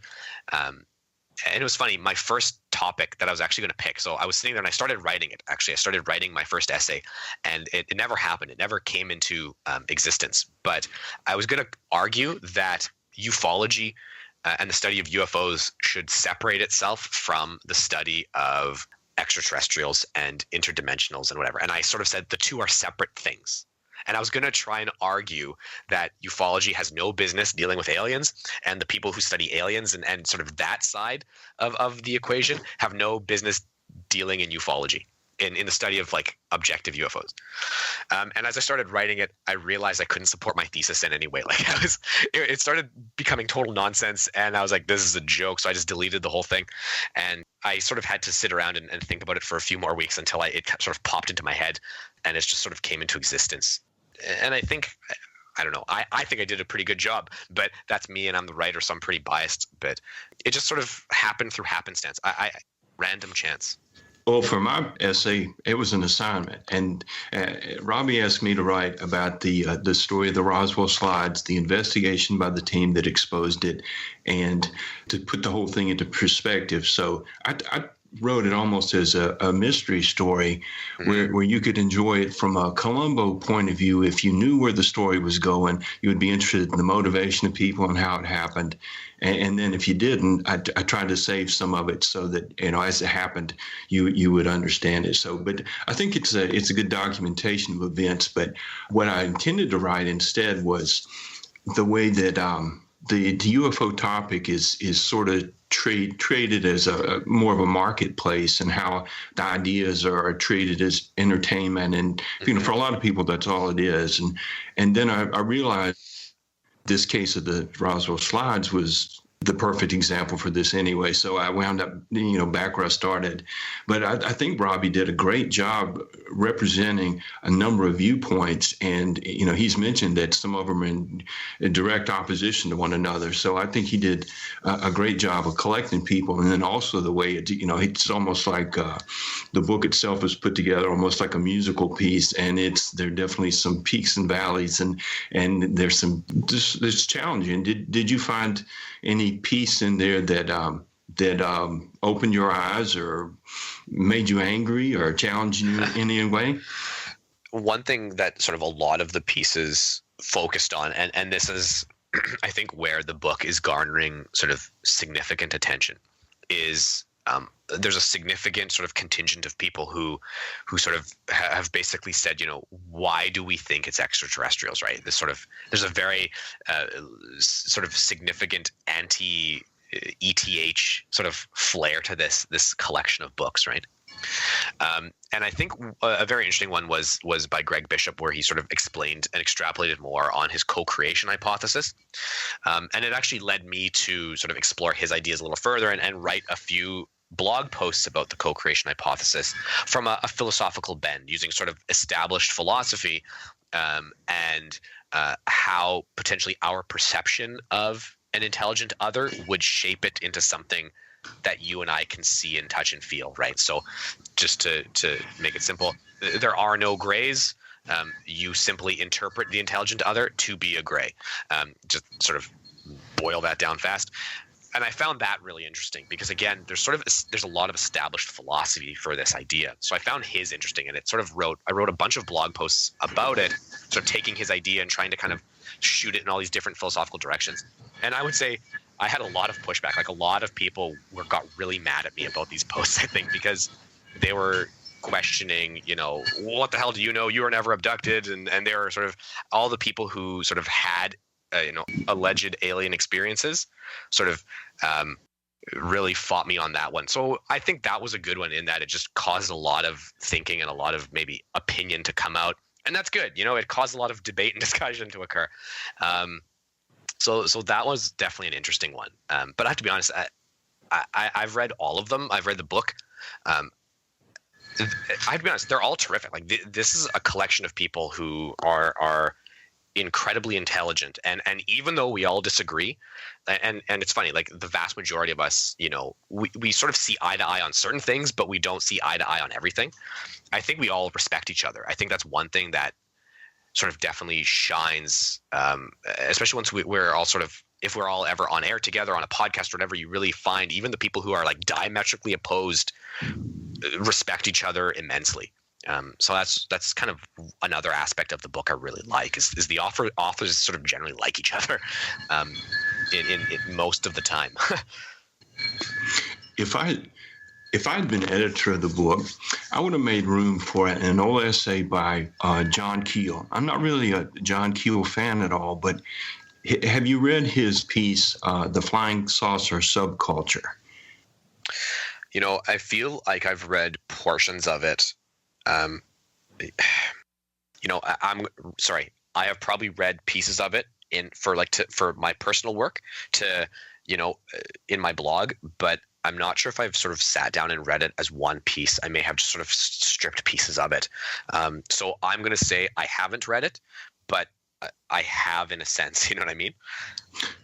Well, it's great. If the listeners haven't read it, that is on your required reading list, and it'd be a worthy addition to this book, if it were to be able to be included. But one of the things that Keel did was he was there for the beginning of UFOs. He was there as a fan of Ray Palmer's amazing stories. He was writing the fan letters, and he saw the transition of. What would you really call it? It was sort of a mystical side of things, like the Borderland Scientist Group. He saw this develop, and that came first, and then people saw flying saucers, and it sort of was all put together. Then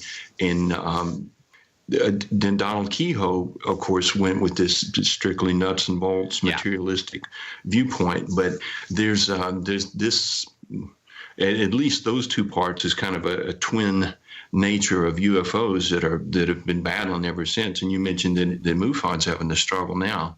Let's break it here and we'll go on. Co-host Curt Collins, I'm Gene Steinberg. MJ Banias joins us. More to come. You're in the Paracast.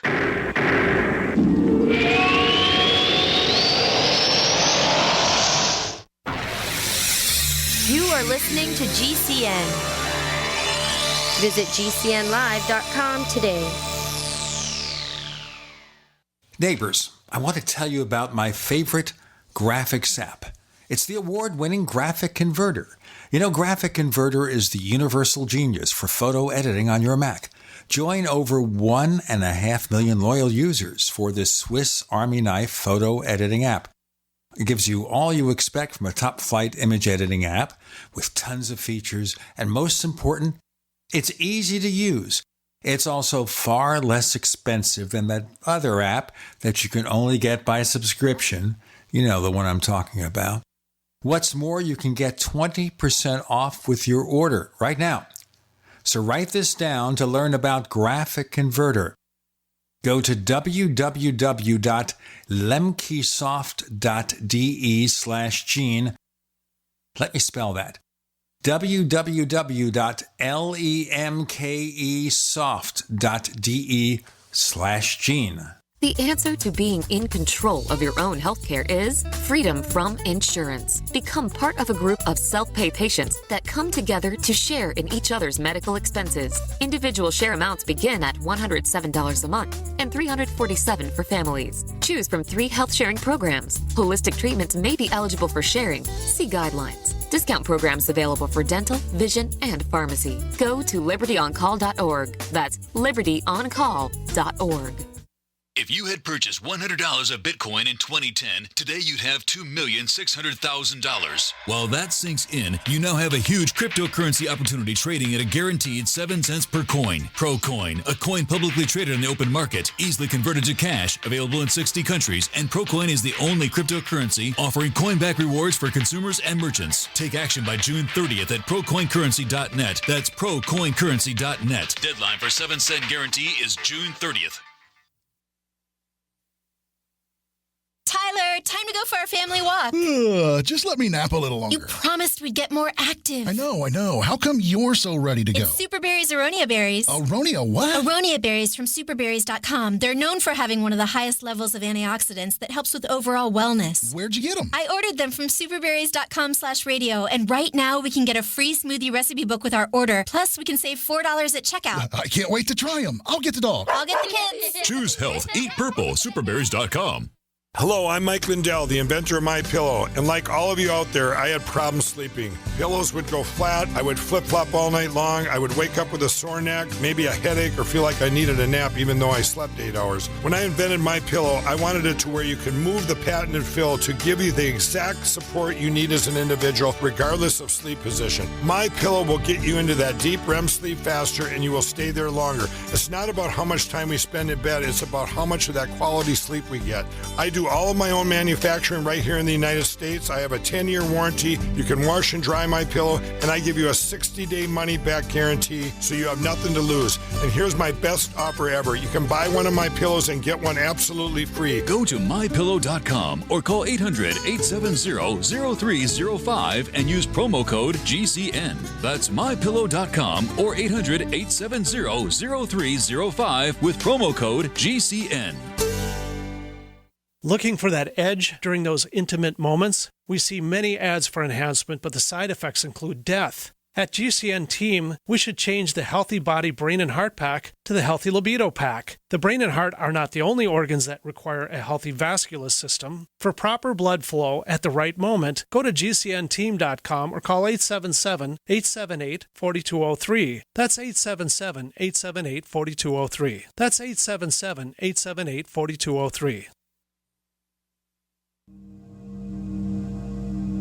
This is Leslie Kane, and I'm with the Coalition for Freedom of Information, and you are listening to the Paracast.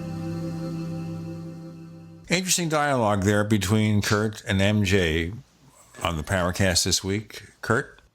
We didn't have time for a lot of questions in the forums, but I did have one from Red. First, he says, I just bought the book. I thought the last two shows were fantastic. I enjoyed the folkloric and sociological aspects of ufology and look forward to exploring the ideas presented by the authors, some of whom are new to me. Alas, Banias is one who's new to me, so my questions are pretty basic. Was there something specific or an experience that prompted you to take a more philosophical approach to the topic of UFOs? You've kind of touched on that, but, was this just your background, or was there any case that challenged you that made you really want to, apply philosophy to the problem? No, I don't think there was a specific experience. I think it's predominantly my academic background. A lot of my work in critical theory was focused on subcultures in university. So I really enjoy the study of these sort of movements that occur right within the fringes of mainstream culture, and UFOs are very much sort of a subculture. And I don't want to sort of come off as, it's not UFOs aren't a subculture in the sense like it's a bad thing. We're just, really the people who sort of exist within the UFO community.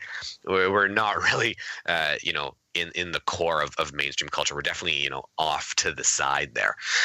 So no, I think it was just my academic background. But as I was getting into sort of the field work of investigating UFO sightings, and as I started to interact with more people who,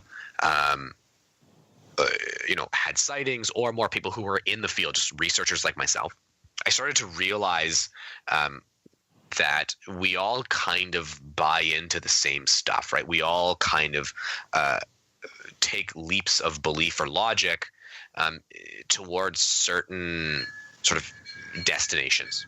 And this is really how a subculture exists, right? It's a sort of a shared grouping of people, or sorry, it's a grouping of people rather who have a shared sort of belief system. Really, if that's just to boil it down, just keep it simple. And really, the UFO community does have a shared belief system.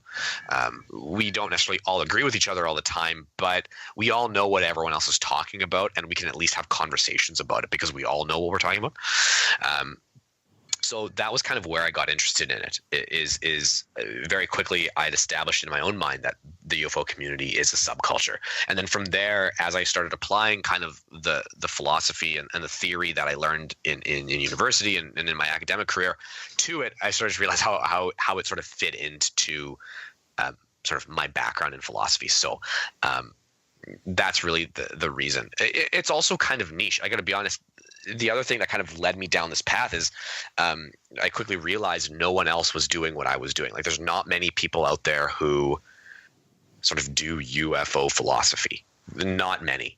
I can maybe count on like one hand. So this was interesting for me because, again, everyone's doing UFO research and it all kind of sounds the same most of the time. This was a little different. The problem with being different is no one reads you. So, that's the cross I have to bear, right? I'm not going to sort of have the same following as the Richard Dolans and the who's that Greek guy from Ancient Aliens, whatever. I'm not going to have that kind of following because I'm not really going down the same path that they are, which is the path to fame and glory and money and I don't know what else, being at conferences. I don't know. It's a little more niche. I'm the niche within the niche. That's why I chose it, I guess. Well, I've got a few more submitted questions here. If we can continue. Jeremiah Duggar asks, you often take a philosophical approach to UFOs, and this may be a question about epistemology, the difference between knowledge and belief. And before we go on with the question, do you have any anything to, just as far as epistemology, there's so how do we know what we know about UFOs? Yeah, and that is a big question, right? And do we have objective knowledge on the UFO question? Like, do we actually possess sort of anything that we can fundamentally say is objective, that exists outside of our interpretation? There's not much. There's not much sort of smoking gun evidence out there. So, if I had to sort of put a number, which this is very, I'm being very philosophically lazy here, but if I had to sort of place a number on, knowledge versus belief here, I would probably say the UFO question is maybe 2% knowledge and 98% belief, because what we do have is very limited. It's fundamentally, I think, a system of belief, the UFO question. So it's a system of ideology. And ideologies, and there's tons of them. So maybe that's kind of where I would stand on that. Now, it sounds to me here, MJ, that the field consists in large part of people reinforcing each other's belief. Of course. I mean, the whole UFO debate is this constant, not only reinforcing belief, but just reinforcing the ideologies that exist within those beliefs, right? That it's, aliens from another planet, or there's multiple races, or there's conspiracy theories, or there's a secret space program, or there's, secret government organizations that are reverse engineering alien technology that crashed in Roswell in 1947. Like, these are all ideologies. These are not sort of objective ideas, or objective sort of truth claims that someone can make. It's a system of beliefs, right? And we have to take a lot of leaps in logic to get from one step of the equation to the next in the UFO question. So of course, yeah, there's tons of reinforcement. The fact that Roswell is still talked about, I think, is a great example of that. Really, what objective knowledge do we have concerning Roswell? Epistemologically, what do we know about Roswell? Not very much. If you really look at the actual hard evidence, what do we have in hand that we can wave in front of everyone and say, look what we have? And what have we built for ourselves? What are the stories we've told ourselves? What are the reinforced beliefs and ideologies that we've made for ourselves that have made Roswell something? Roswell is this beautiful example of ideology gone awry. Nobody really cares that we don't have like the crashed flying saucer from Roswell on public display. No one could care less. It's the fact that we believe it's happening. Right. And our belief that it happened, or our belief that this sort of conspiracy exists, or whatever it is, that has made it true. At least ideologically true, maybe not objectively true. Well, we've been disassembling Roswell quite a bit over the past year on this show. And I know that Kevin D. Randall, who once was a devout Roswell believer, has recanted some of his certainties. Well, the problem is this. I talk about this in a blog post, my most recent blog post. I don't talk about Roswell, but I talk about sort of the UFO question as being hyper real, especially when it comes to aliens.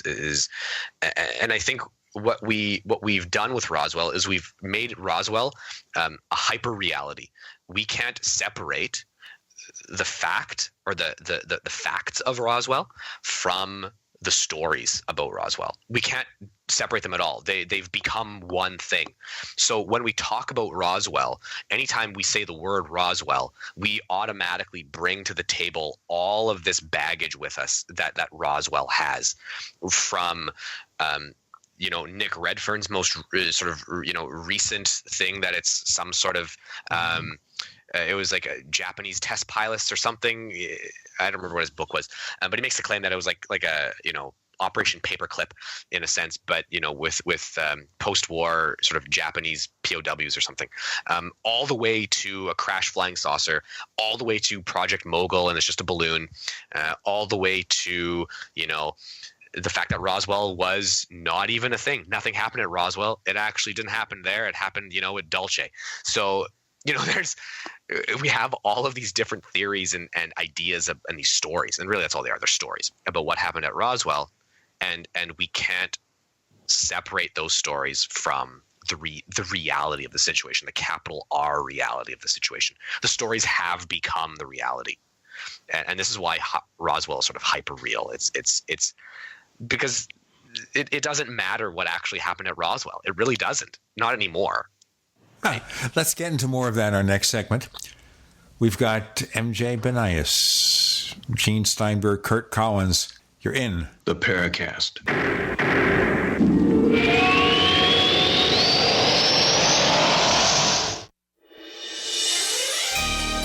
Thank you for listening to GCN. Be sure to visit GCNlive.com today. We also have swag. We have all these exclusive Paracast things that you can buy. We've got 60 or so different items, and entails t-shirts, sleeves for notebook computers, iPad cases, mouse pads, the Paracast jumbo tote bag, all sorts of t-shirts and jackets and stuff like that for men and women. We have a Paracast aluminum water bottle. All this stuff, you go to store.theparacast.com, store.theparacast.com. What makes it special is that the items are the best quality, great t-shirts, fabrics, and they have our official logo on them. That's what makes them special, in multiple sizes and colors. We even have stuff for children, stuff for women, stuff for men. We have all sorts of sizes, like small up to X large. A lot of good stuff. That's the swag from the Paracast. If you go to store.theparacast.com, stop by and take a shopping tour. It's a no-brainer. A Big Berkey water filter is the one you need, period. You need a water filter that removes chlorine, fluoride, pharmaceuticals, BPA, and other endocrine disruptors, pesticides, bacteria, viruses, and much more, right? And does it all at only 2 cents per gallon. Get the original and most trusted name in gravity water filtration, Big Berkey. And now GCN listeners receive 5% off ceramic filter systems using code GCN. Call or click 1-877-99-BERKEY or BigBerkeyWaterFilters.com. That's 1-877-99-BERKEY. Being self-reliant is about being prepared and to do what you need to have your own source of renewable energy. Portable Solar LLC offers the most powerful EMP-hardened solar system on the market that is transportable from place to place, and the best part, it's very affordable. Contact them at portablesolarllc.com or call for details at 972-575-8875. Sol Arc EMP-hardened solar generator energy insurance for your family or business. Call Portable Solar LLC today or go to portablesolarllc.com to check out their patent-pending technology.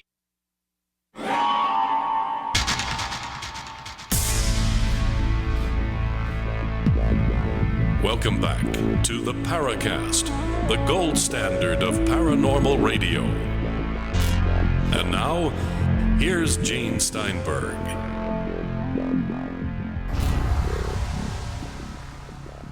As we progress through the final 4 segments of the Paracast, first of all, Chris O'Brien is on his way to the Utah Fest, an event we'll hear about probably in the next couple of weeks.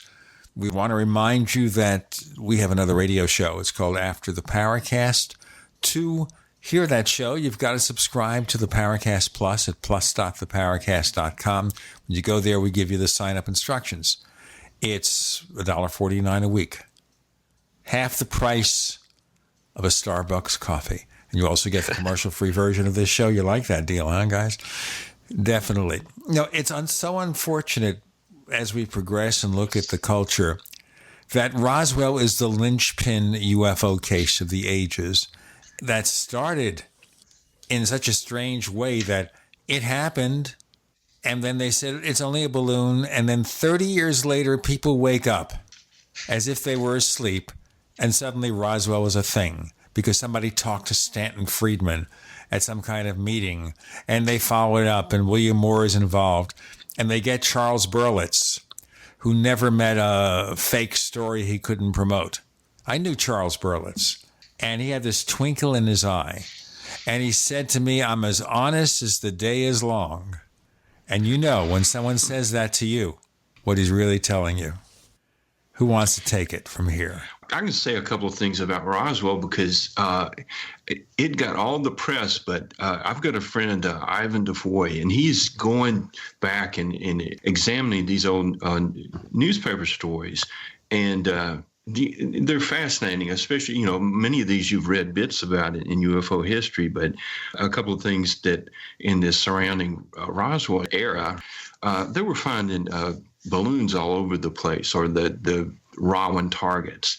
And people were saying, hey, this is a flying saucer. Well, they didn't make national headlines, but they were in the papers. And that wasn't the only time there were false alarms. A few years later, they found these disc-shaped aircraft in a barn. And it turned out a guy had been was a failed aircraft experiment in the 30s, but nevertheless, they said secret of the flying saucers found. But since that was definitely traced to an inventor, it wasn't something that a ufologist could unearth and say that, later that, hey, this was the alien cover-up. So it almost reminds me of the old Dewey defeats Truman headline. It was a premature story, and that's about it to me. The thing I will just toss this to MJ. One of the core beliefs in the study of UFOs was Donald Kehoe didn't establish this, but he popularized it, and that was the notion of a cover-up. And the belief in a cover-up is as central as anything about aliens. And, even some people who don't follow UFOs believe that the government is capable of some massive conspiracy cover-up. And I think a lot of cases, it becomes, if there's no evidence, that proves the cover-up is real. Right. Proves it because they're basically covering it up so we can't see it. So since we can't see the evidence, it's covered up. It's like a circular theory. Yeah. This is the ultimate problem with conspiracy theories, right? Is, again, it doesn't matter what the truth is, right? It doesn't actually matter what the reality of the situation is. It's all that baggage you bring to the table. If you sort of believe in the conspiracy, it's going to continue to spin sort of over and over and over again, and it's just going to take different shape. The UFO community and the UFO subculture and sort of UFO discourse in general, conspiracy is a huge component of it. It would be very interesting to think about what UFO discourse, what UFO debate would look like if everyone trusted their government, right? Like, can you imagine what the UFO world would sort of talk about if there was no ideology of conspiracy? It would be a totally different conversation. We wouldn't be talking about Roswell. Roswell would be a non-issue, right? Because again, Roswell hinges upon the conspiracy. You get rid of that, there's nothing. And this is sort of a lot of UFO cases, and this is a lot of UFO speculation, a lot of UFO theory. A lot of it hinges upon the conspiracy with the government or some shadow government or whatever. I can't even imagine what the UFO sort of community would do if for some reason, magically everyone trusted the government. What would happen to UFO discourse? Where would it go? What would it look like? I don't know. It's an interesting thing to think about. Well, part of the problem there is this entire scenario was painted early on, when the field was more or less established in the days of Major Donald Kehoe. He was going around talking about a silence group, that people within the government were hiding the secret of the UFOs. And I thought charitably that maybe what happened here is when the UFOs were first being seen, regardless of the truth, they didn't know what they were. And you couldn't have the government saying, you know what, we don't know what those things are, but they don't appear to represent a threat, and leave it at that. They couldn't say that. So you have then the conspiracy goes out of Kehoe. So many people read those books. I read those books. A lot of people did. And those who were influenced simply spread the story. It's kind of like with Roswell. Once the first Roswell book came out, people started looking into it. And then you had a whole bunch of people, and you built a whole cottage industry of Roswell. You have a whole cottage industry of disclosure. And even though it's way, way beyond what Kehoe intended, this is what the field has become. And it doesn't matter whether the government knows anything or not. If there are UFOs that represent some kind of real phenomenon, it doesn't matter what they know. None of that matters. All we want to know is what's happening. And once we find that out, maybe we could look into the other things. The other problem is early on, and this is another thing we've talked about on the Paracast lately, early on, it does appear the government was engaged in some experiments that were not too nice. And certainly that's something that Nick Redfern points to in his two books on Roswell, Body Snatchers in the Desert and the more recent book. And that's, very unfortunate. It doesn't mean there's a UFO connection. It may also be the government takes advantage of the culture and uses UFOs as an excuse to hide something else. I wonder also in terms of abductions, and this is another one where they shoot me down, and that is, what about Betty and Barney Hill? They live near a military base in New Hampshire and probably could be candidates for some kind of experiment because the beings and the structure and the things that happen were in many ways different for their abduction than others. I mean, they didn't get in touch with gray aliens. They looked kind of human, didn't they? And their story emerged under hypnosis, so there's that factor to think about. So, how much of the experience was, part dream, that kind of goes back to what we were talking about earlier in the show. Their interpretation. If you have unpleasant memories, are you remembering the event, or is it your emotional interpretation? Right. Yeah, exactly. Right. And that's kind of to go back to that question, right? Do they objectively, these beings, whatever they were, do they objectively look like that? Or, are Betty and Barney Hill interpreting them to look like that because of, some other reason, whether it's emotional or whether it's sort of previous experiences or whether it's just, maybe they interacted with something, maybe something sort of did pick them up, some intelligent other, and simply the way they interpreted that thing to look was in this way, and they sort of provided, a la co-creation from Greg Bishop, they sort of provided the reality for which this thing to kind of manifest itself. So, yeah, it really could be anything. Just to quickly go back to Roswell, I'm going to ask you guys a question. What would Roswell be if, when that envelope showed up in Stanton Friedman's mailbox, if he just was like, nah, and he just kind of was like, it's probably nothing, and he threw it away, and he never talked about it. What would Roswell be today if that never happened? We're going to find out in our next segment with Gene and Curt and MJ. You're in the Paracast.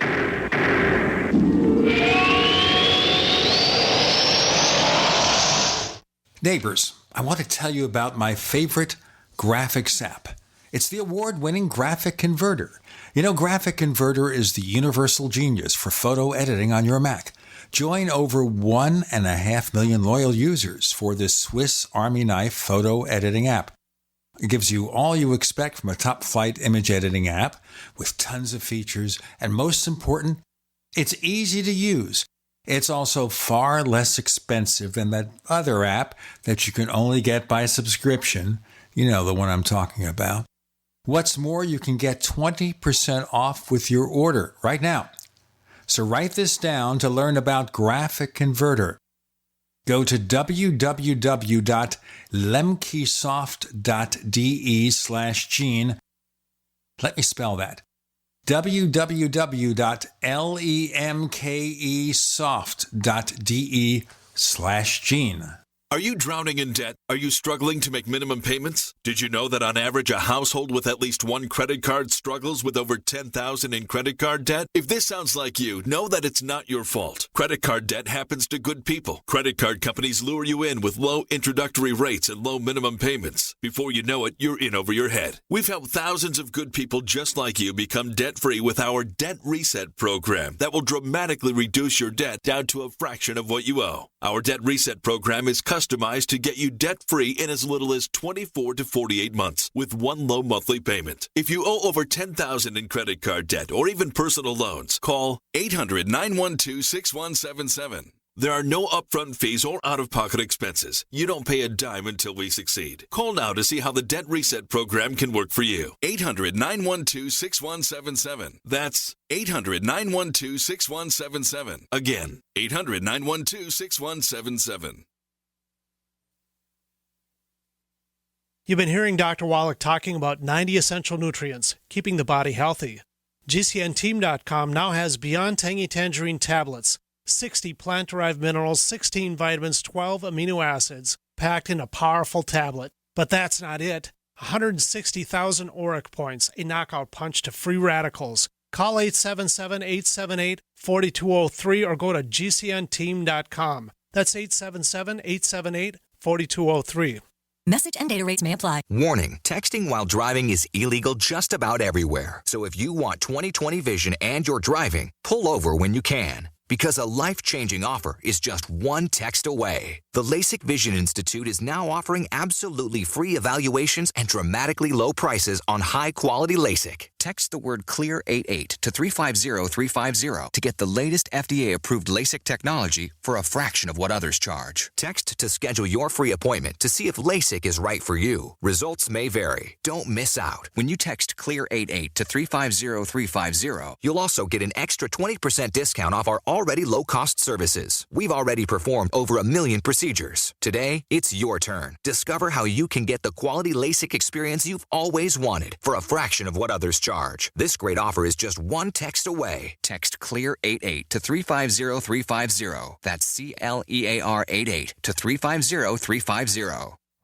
Is that Ellen painting her garage? Yesterday she was trimming her hedges. What's her secret? I heard she was eating this new super berry called the aronia berry. Aronia what? Aronia berries from superberries.com. They're known for having one of the highest levels of antioxidants that helps with overall wellness. Where can we get them? Go to superberries.com/radio. And right now we get a free smoothie recipe book with our order. Plus we can save $4 at checkout. I can't wait. I've got lots of projects I need to get done. Yes, you do. Choose health. Eat purple. Superberries.com. We'd like to hear from you. If you have a comment or question about the Paracast, send it to news@theparacast.com. That's news@theparacast.com. And don't forget to visit our famous Paracast community forums at forum.theparacast.com. MJ Banias, Curt Collins, Gene Steinberg. Notice I put my name last. But the interesting question asked in our previous segment on this episode of the Paracast, if Stanton Friedman hadn't jumped on Roswell, what would have happened? If Frank Scully didn't write this crazy book about Aztec, would they cover that? If Kenneth Arnold didn't report 9 disc-shaped objects while flying his private plane near Mount Rainier, would there even be a UFO mystery? This is the big question. Curt, I'm asking you. Okay, sure. Well, Gene has expanded the question, so now it's a real head scratcher. Yeah. I think, to answer the original question, if not for Stanton Friedman calling attention to it, no, I don't think that anyone would have dragged it up. I mentioned those other headlines that were false alarms, and I think it would probably remain in that category. It was mentioned in a couple of books. as a mistake. So it would stand there. But so then we have to ask, what would rise to take its place? So, would another case, something newer? I mean, and Roswell stands alone in a case that was retroactively important. Most everything else was recognized and had contemporary news coverage. The Socorro case was reported. It was in the news the evening that it happened. I mean, a lot of these things received immediate attention and immediate investigation, whether it was competent or not. So it could be there would be something like that. But no, I think Roswell would have been left in the dust. I think the interesting thing then, when we think about how mainstream culture perceives the UFO question and what the mainstream sort of culture knows about the UFO sort of world. If you go to sort of any person on the street and you say the word Roswell, they've heard of it, right? And they've heard of it because the UFO crash, right? They'll sort of, or at least they'll say like, wait, isn't that like aliens or something? Like they'll kind of have that moment, they'll generally know kind of a little bit about what you're talking about. And it's interesting that the entire UFO community sort of relies on this mainstream knowledge, that little bit of mainstream knowledge about UFOs, just, to kind of keep us legitimate. And it's funny that it all chalks up to a Canadian who got an envelope and he decided to pursue it, right? It's interesting that, like you said before, Gene, Roswell is a sort of linchpin case for the UFO community. It's interesting that it literally was one man and it was sort of a Canadian guy who provided sort of the best American UFO case in history and sort of made it to what it is today and has created this giant sort of ideological bubble that has influenced so much within the UFO community and within UFO culture and within even popular culture. Does he get credit for any of that? I'm just wondering, does he go home at night and pat himself on the back? Gene, I have a question about, and this, I don't want to talk about Roswell, but I do want to talk about its influence and timing, because as I understand it, I was around then, but I wasn't paying much attention to the UFO scene. So what I want to know is, the way I hear it, is that with the ideas floating around from the Hynek's line of thinking and Jacques Vallée and John Keel, and there was a lot of psychic thought, and so they were moving away from the nuts and bolts. That had been explored and was getting nowhere, and so these new ideas were coming in. And the way I hear it is that the Roswell came in to sort of rally this idea, and it was more like, it was kind of like the Kehoe thing, except here there was supposed to be little bodies and all these things that went way further. So what do you think about the way that changed, and did it hurt the questions that were being asked? Well, I understand here there was a UFO field before Roswell, obviously, because it didn't happen until the late 70s that this was rediscovered. It disappeared for 30 years until the book that bore the name of Charles Berlitz and William Moore and Stanton Friedman, even though he did a lot of the work, was kind of an afterthought. He got a credit. Hope he got some of the royalties. Before that, there was a UFO field. There was J. Allen Hynek. There was Socorro, New Mexico. There were a lot of other cases that people were looking at. And I didn't even consider Roswell until the early 80s for one of 1,000 reasons, because it took time for the book to get out, for other people to pick up on the Roswell incident, and then, of course, for the TV movie that came. Before that, Roswell was not a serious factor, and we didn't consider it to be a serious factor. As I said, there were a lot of other cases we talk about. We talk about Washington, D.C., 1952. We bring up Arnold because it was the progenitor of a UFO case. We'd bring up Socorro, New Mexico. We'd bring up sightings that APRO received from South America. So to me, Roswell was never important. And even when it was important, I had my concerns about MJ-12 and all this other baggage that accompanied the case. So if you want to say, would the UFO field still exist if Roswell was taken off the menu? Sure, because it did, because a lot of other things were happening. It's possibly a sidestep. Now, I think if we want to be conspiratorial, and I'll just do that for the heck of it, if somebody wanted to really mess up this field, they pushed the hell out of Roswell. because it's a blind alley. Agreed. But the other part of that was, didn't it limit the type of investigation? I mean, instead of looking for these bigger ideas, we were looking for a locked hangar with a hidden Roswell craft. Well, you see, that's another part, too. Back in the 60s, in 65, Alan Greenfield and I were talking about alternate realities, multiverse, other possible theories. But that had been going on for a long time. You'd see connections with 4D and other possible phenomena in connection with UFOs. When Roswell really took control of the public's consciousness, it was already getting into the 90s. But even before that, I think there was a swing back to the ETH, mostly because any coverage about UFOs that were received would be, it's got to be spaceships. Look at the sighting flap in the early 1970s. I saw that head on, not the sightings, but the reports, because I was working at a radio station in the suburbs of Philadelphia in the early 70s. And when sightings were reported in Pennsylvania, I go out to cover them. I had a magazine on the subject. So, we were keeping it up there, and we had this speculation, but I kind of agree that it sort of faded out as Roswell began to take over. But a lot of us never changed in our viewpoints. It's just that Roswell became such a 900-pound gorilla, fewer people paid attention to things that were always going on. So there, I got to do our break, and then we'll go on with this kind of speculation. All right, I have to cough really bad, so I'm going to... Okay, so hold the cough, and we got 15 seconds. We'll hold the cough for 15 seconds if you can, or like that. We got more to come. Of course, we're talking to MJ Banias, who refers to UFOs in more of a philosophical way. Curt Collins, he was one of the Roswell Slide Study Group, and he covers that, of course, in the book UFOs, Reframing the Debate. With Gene and Curt and MJ, you're in the Paracast.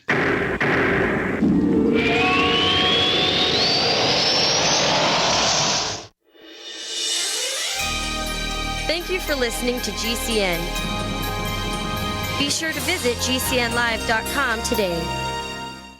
You've heard the phrase, you are what you eat? Not true. Actually, you are what you can absorb. So if the vitamins and supplements you now take are not being absorbed, what good are they? Introducing Protovite, proprietary liquid system that allows premium quality nutrients to positively affect the blood in an astonishing 5 minutes. Watch our amazing 2-minute live blood cell video at TrueHealthFacts.com. That's TrueHealthFacts.com. Then call 502-410-3411. Protovite is nutrition you can feel. Protovite is nutrition that gets in. Lifetime Graze 100% grass-fed beef has the health benefits you seek. When compared to conventional beef, it offers good fats while virtually eliminating the bad. That's the result of cattle who never eat grain, ever. Rich in antioxidants, including vitamin E, C, beta-carotene, and CLA. No artificial hormones, antibiotics, or other drugs. For all our fresh, non-cooked products with only 100% grass-fed beef, go to MidasResources.com. Use voucher code GCN to get 30% off your order. MidasResources.com, or find us on Facebook. Hi there, I'm Bob Eubanks. You know, as part of Hollywood for a long time, I've seen my fair share of celebrities get in trouble with the IRS. Well, there's one name I trust, the Tax Defense Group. They're the most trusted name in tax. So if you owe more than $10,000 to the IRS, you really need to call my friends at the Tax Defense Group. Ignoring the IRS is not the solution. They can garnish your paycheck, levy your bank accounts, seize your home or business. But the Tax Defense Group could put a stop to all of that and tailor a program that would reduce your tax debt to pennies on the dollar. You gotta love that. So don't just take my word for it. Call them. Find out for yourself. They offer a 100% satisfaction guarantee. And they're open 24 hours a day because they know that tax debt doesn't sleep either. Call now for your free and confidential tax analysis from the most trusted name in tax. Call 800-361-6907. 800-361-6907. Hi, this is Ron Paul, former congressman and Republican presidential candidate. I love these summer months because this is when I get to enjoy the fresh fruits and vegetables that are being harvested on small farms and in our backyards. We all look forward to garden tomatoes and corn on the cob. Don't you wish there was a better way to preserve their true tastes and flavors? I'm here to tell you that there is a better way. It's by using the amazing home freeze dryer from Harvest Right. I have a Harvest Right freeze dryer and use it to preserve the foods I love. Strawberries, apples, and even lasagna and ice cream can stay fresh for 25 years. And the best part of my freeze drying is my family and I have a supply of long-lasting food on hand. So no matter what may come, we feel better prepared. We love our freeze dryer. To learn more, go to harvestright.com or call 800-923-9591. That's harvestright.com or 800-923-9591. Hello, I'm Mike Lindell, the inventor of MyPillow, and like all of you out there, I had problems sleeping. Pillows would go flat, I would flip-flop all night long, I would wake up with a sore neck, maybe a headache, or feel like I needed a nap even though I slept 8 hours. When I invented MyPillow, I wanted it to where you can move the patented fill to give you the exact support you need as an individual, regardless of sleep position. MyPillow will get you into that deep REM sleep faster, and you will stay there longer. It's not about how much time we spend in bed, it's about how much of that quality sleep we get. I do all of my own manufacturing right here in the United States. I have a 10-year warranty. You can wash and dry my pillow, and I give you a 60-day money-back guarantee, so you have nothing to lose. And here's my best offer ever. You can buy one of my pillows and get one absolutely free. Go to mypillow.com or call 800-870-0305 and use promo code GCN. That's mypillow.com or 800-870-0305 with promo code GCN.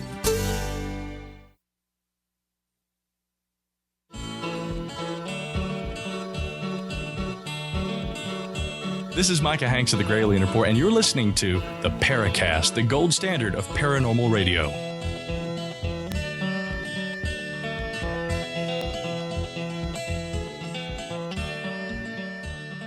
We are exploring cultural, philosophical aspects of the UFO mystery. Did Roswell kind of impede the search for the truth? MJ Banias, Curt Collins, Gene Steinberg. Curt, you have more? This is sort of a follow-on to what Jeremiah's question from earlier, and this deals with, we'll spin off from Roswell, but it deals with the lack of physical evidence. So often when heated debates erupt over persons or cases, there seems to be a logical fallacy in play. Why do you think this is prevalent, and how can it be overcome in a field so lacking in physical evidence? Maybe the logical fallacy is sort of the UFO phenomenon. In the case of physical evidence, I agree. This is sort of a significant problem. I think the UFO community has sort of started to engage itself more with non-extraterrestrial hypothesis sort of discussions because of this lack of physical evidence, right? It's easier to go to the more metaphysical experiences, the more mystical experiences. It's a lot easier to discuss, universal consciousness or interdimensional beings, because ultimately you then don't need to justify the lack of physical evidence. You can simply say, there is no physical evidence because, they don't have any physical presence. They don't sort of exist within a physical realm you and I understand. And we see this sort of shift. It's been around for a while, don't get me wrong, but we definitely see sort of this movement towards that aspect of the UFO sort of debate. In regards to, when you get into a heated discussion and people sort of ask you, are UFOs real or aliens or whatever, there is a sort of it is a legitimate argument to say, well, where's your evidence or where's your physical evidence? But this is a very, very sort of spooky phenomenon, and it doesn't make sense. It's very nonsensical sort of all the time. So again, if we're dealing with sort of an intelligence that isn't necessarily physical like you and I are physical, there might not necessarily be physical evidence. But again, I'm sort of speculating here, and this is just, I'm spitballing because, ultimately I don't know. I don't have an answer. The debate's going to rage until either, we find a body or they land on the White House lawn, right? Ultimately, it's going to have to be sort of some obvious show or manifestation that kind of ends this debate potentially. Well, I want to return to something we touched on earlier, which was about the experience of the witness and respect for him. I was looking at old accounts of sea serpents. And there were cartoons and newspapers in the 1800s about people making fun of the witnesses as drunkards and things like that. So that some people seem to have the opinion that ridicule of UFO witnesses is something new, but they were ridiculing people for seeing fairies and leprechauns. So that's not really a new thing. But, so how do we show, and can we show UFO witnesses respect? Well, certainly, hopefully we can as investigators, but what about the public? How can attitudes on that change? Wow. So I do touch on this in my essay. I'm not sure if it will change. I think that there's a lot at stake here, especially when it comes to, the sort of the current power systems that sort of govern our society. I think if we start looking at UFO witnesses and saying, we as a whole, as mainstream society, respect your opinion, or we respect the fact that you were taken by aliens. I think this would be a major sort of shift ideologically. We don't do this with other people, right? Like we're not necessarily very good at treating sort of people who aren't abducted by aliens with respect, never mind treating, those who are. So we're kind of I don't know if that's ever going to happen. I honestly don't. I think UFO culture has to exist on the fringe, because if it becomes part of sort of the mainstream, it becomes kind of part of the general sciences, and it becomes sort of accepted as, something that people are willing to talk about on a daily basis. And then I think sort of the UFO community or subculture sort of dies a death, like it's not the same thing anymore. It becomes something fundamentally different. I'm a firm believer in sort of going back to the witness. Like personally, I think the witness is really the only thing we have when it comes to the UFO question. I think they're sort of the most important people within the UFO discourse, because ultimately they're the ones having the experiences.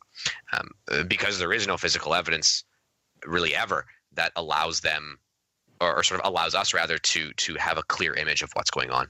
So I think the ridicule is misplaced. I think the UFO witnesses and sort of the contactees or the abductees or whatever are really the people we need to be talking to, because really they are our only kind of sightline to ever potentially finding an answer to the puzzle.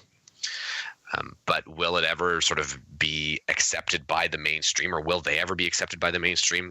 I don't know. That's going to be that's a tall order. That's for sure.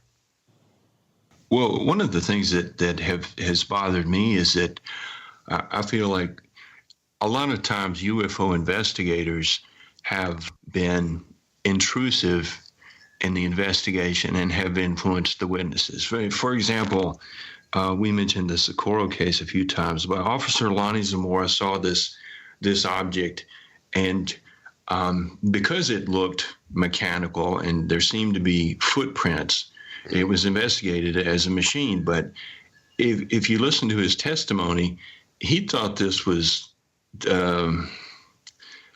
referred to the devil. He thought this was a supernatural event. He was a religious man, and that comes into play in the Cash Lando case too. Everybody's, it's almost like, gearheads, car fans. All they can think about is the vehicle. It's not about what they, and some of these. What if we might have gotten nowhere? But what if what if Jacques Vallée or John Keel had arrived on the scene first and investigated it? Would we be talking about this as more of a supernatural event rather than a spaceship or a secret project from White Sands? Right, and this is again, we're kind of, I feel like we're circling kind of around the same thing here, and we've sort of been circling around it for a while. It ultimately comes down to sort of the ideological baggage you bring into your experience, right? What you carry in with you creates sort of the reality of the situation. You're not necessarily, shaping reality. I'm not making claims like that, but really your interpretation kind of makes it real in a sense. So yeah, if you had someone who interprets this situation, an investigator who interprets it in a more spiritual or metaphysical way, of course, it's going to change the event itself. The story of the event itself is going to change. And this is a problem. This is sort of, I think, where at times sort of MUFON fails, and MUFON field investigators at times fail. They approach the subject with a preloaded set of, this is what I think's going on. And when that comes to the table, it's going to influence the witness. It's going to influence the case. It's going to influence the sighting itself and how that sighting is recorded and talked about. So, yeah, I think that is what happens. I agree with you sort of wholeheartedly in this.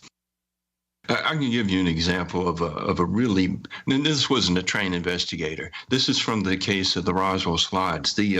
We have 20 seconds, just kind of preview it, and then we'll go into the final segment.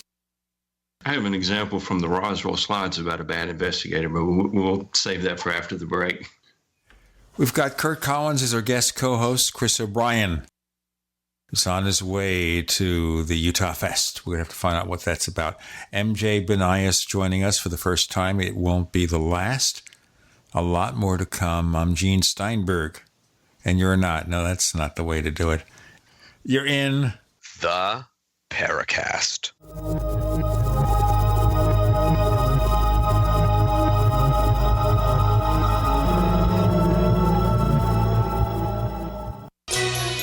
Thank you for listening to GCN. Visit GCNlive.com today. We also have swag. We have all these exclusive Paracast things that you can buy. We've got 60 or so different items, and entails t-shirts, sleeves for notebook computers, iPad cases, mouse pads, the Paracast Jumbo tote bag, all sorts of t-shirts and jackets and stuff like that for men and women. We have a Paracast aluminum water bottle. All this stuff, you go to store.theparacast.com, store.theparacast.com. What makes it special is that the items are the best quality, great t-shirts, fabrics, and they have our official logo on them. That's what makes them special, in multiple sizes and colors. We even have stuff for children. Stuff for women, stuff for men. We have all sorts of sizes, like small up to X large. A lot of good stuff. That's the swag from the Paracast. If you go to store.theparacast.com, stop by and take a shopping tour. Hunters, anglers, campers, and survivalists. Get back to nature. Expand your horizons with the highest quality, most versatile, unique slingshots and sling bows on the market at slingbow.com. Sling bow products are compact and models start from just $17.98. They're perfect for your bug out bag or storing in your vehicle. Give yourself and your loved ones the excitement and tradition of sling bow. A new frontier in archery and truly modern twist on this primitive survival tool. Feel the thrill only at slingbow.com. Anytime, any place, anywhere. Radio remains the most intimate of all forms of media. At home, at work, in the car, on smartphones. Over 90% of consumers still listen to radio every week. That makes choosing radio as a place to advertise your business one of the best decisions you can make. Email advertise@gcnlive.com and partner up with an experienced GCN representative. Advertise@gcnlive.com. Easy, affordable, effective. The answer to being in control of your own healthcare is freedom from insurance. Become part of a group of self-pay patients that come together to share in each other's medical expenses. Individual share amounts begin at $107 a month and $347 for families. Choose from 3 health-sharing programs. Holistic treatments may be eligible for sharing. See guidelines. Discount programs available for dental, vision, and pharmacy. Go to libertyoncall.org. That's libertyoncall.org. Hello? Congratulations. For what? For losing all that weight. How'd you do it so fast? ASAP.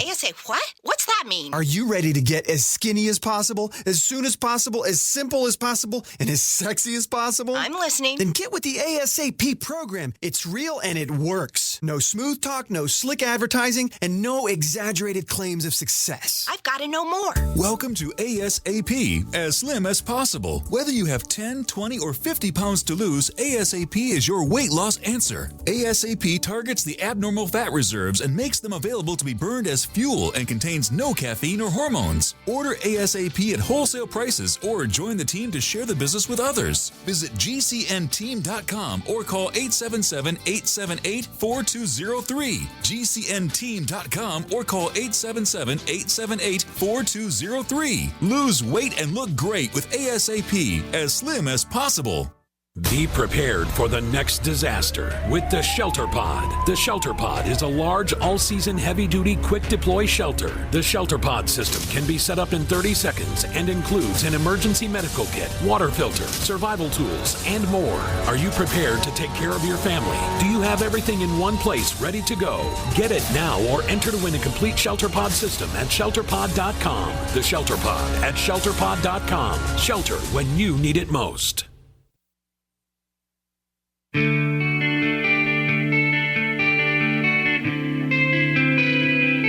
This is Jerome Clark, author of the UFO Encyclopedia and other books. You're listening to the Paracast. Nobody remembers what that means. I'm Gene Steinberg, and you're not. Whatever. I was there. You were there. I don't know where I was, but if I ever get there, it'll continue. Curt, you had something to begin with here. We were talking about the investigator intruding on the investigation or the witness's perception. And I had an example from the Roswell Slides fiasco.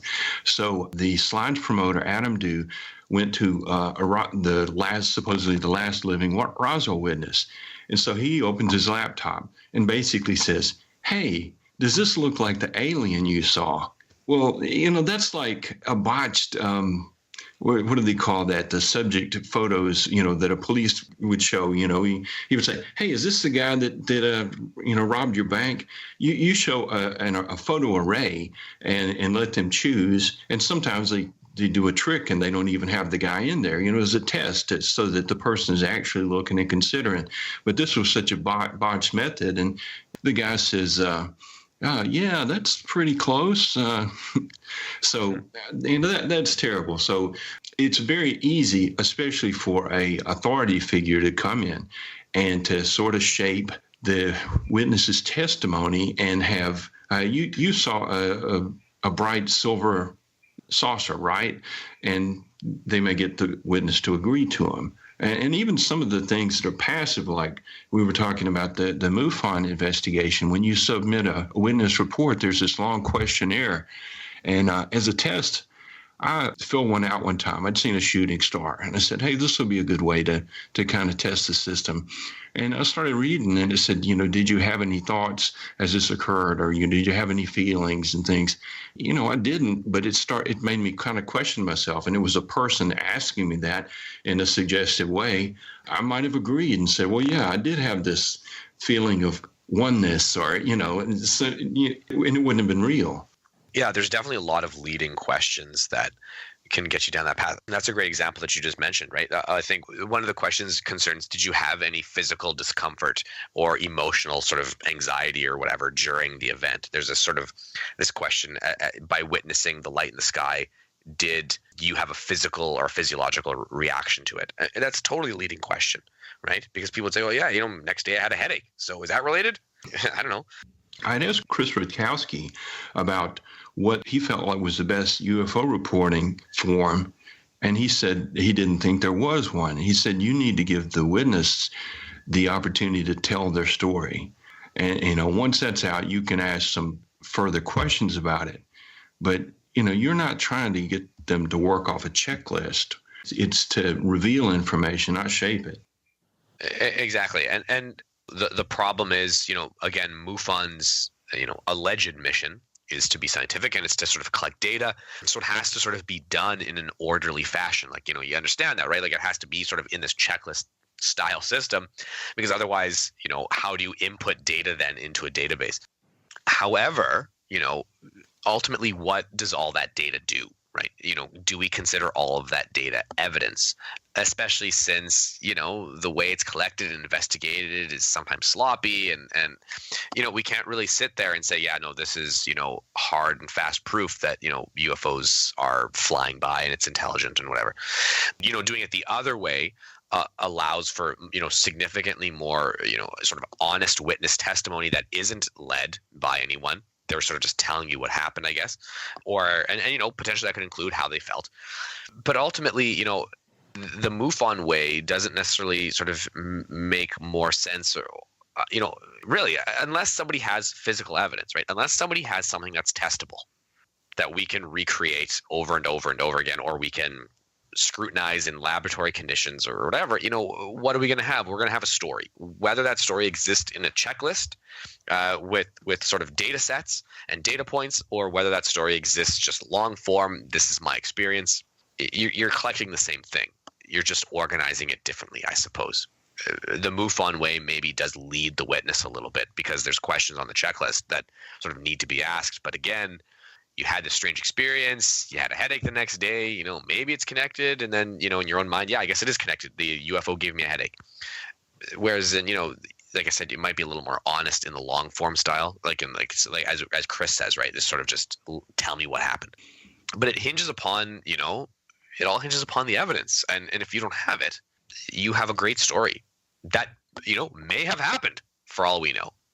But it's just a story, and we can't sit here and make truth claims about a story, unfortunately. So you've read the other chapters in the book, UFOs Reframing the Debate. You've been inspired by the ideas. There's some criticism of the way investigations are done, but there's some constructive ideas on how to move things forwards. Do you think the future is in ideas, or if you had unlimited budget, would you have a particular method of investigating? Oh man, this is gonna I think this might reveal a little bit what I think. So I don't know. As a philosopher, I have to be careful here how I say this. I don't. Whatever this phenomenon is, all right, whatever it is, and I'm not going to say that it's ET from another planet, and I'm not going to say that it's some mystical intelligence or something. Whatever it is, it's strange. And it's spooky, and 100% of the time, it doesn't follow the rules. So I'm not sure if I had an unlimited budget and I sank it into an investigative organization, I don't think that investigative organization will ever have an answer. Only because with UFOs in general, every time we get sort of close, they get even further away. You know what I mean? They have to be unknown for them to exist. If you catch my drift, I think ideologically they have to be unknown. I think sort of as a belief, as something that we sort of believe in, they have to be unknown. Because if it's a known flying object, it's boring. I don't think there will ever sort of be an answer to the UFO question. I think that is sort of the only truth claim I can make at this point in regards to the UFO question. I don't think we'll ever find out what's actually going on. I think it's going to be a consistent puzzle that just keeps getting bigger and more pieces keep getting added with every sort of moment that goes by.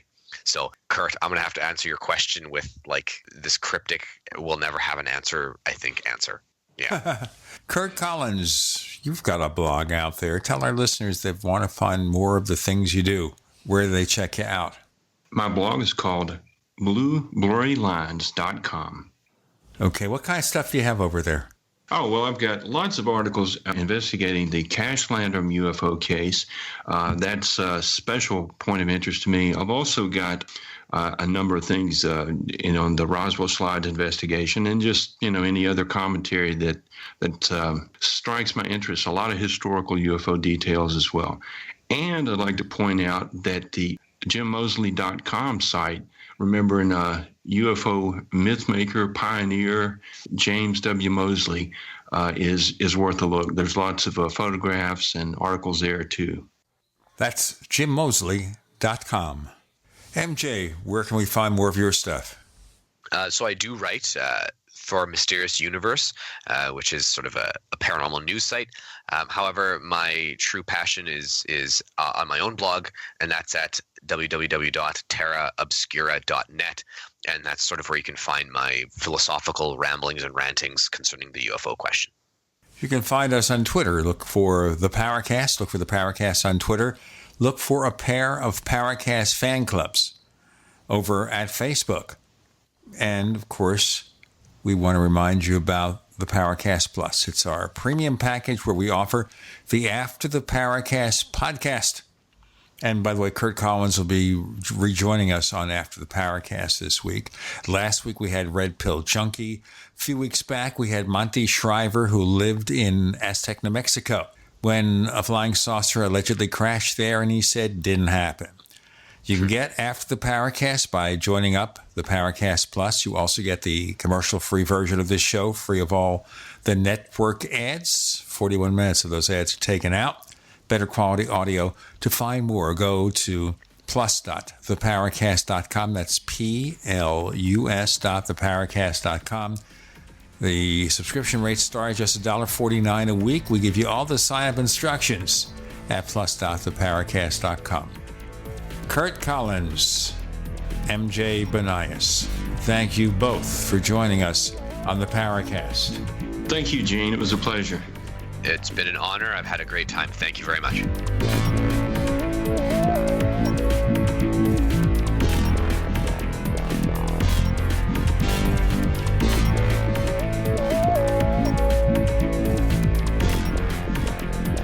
The Paracast, featuring Gene Steinberg and Christopher O'Brien, is a copyrighted presentation of Making the Impossible, Incorporated.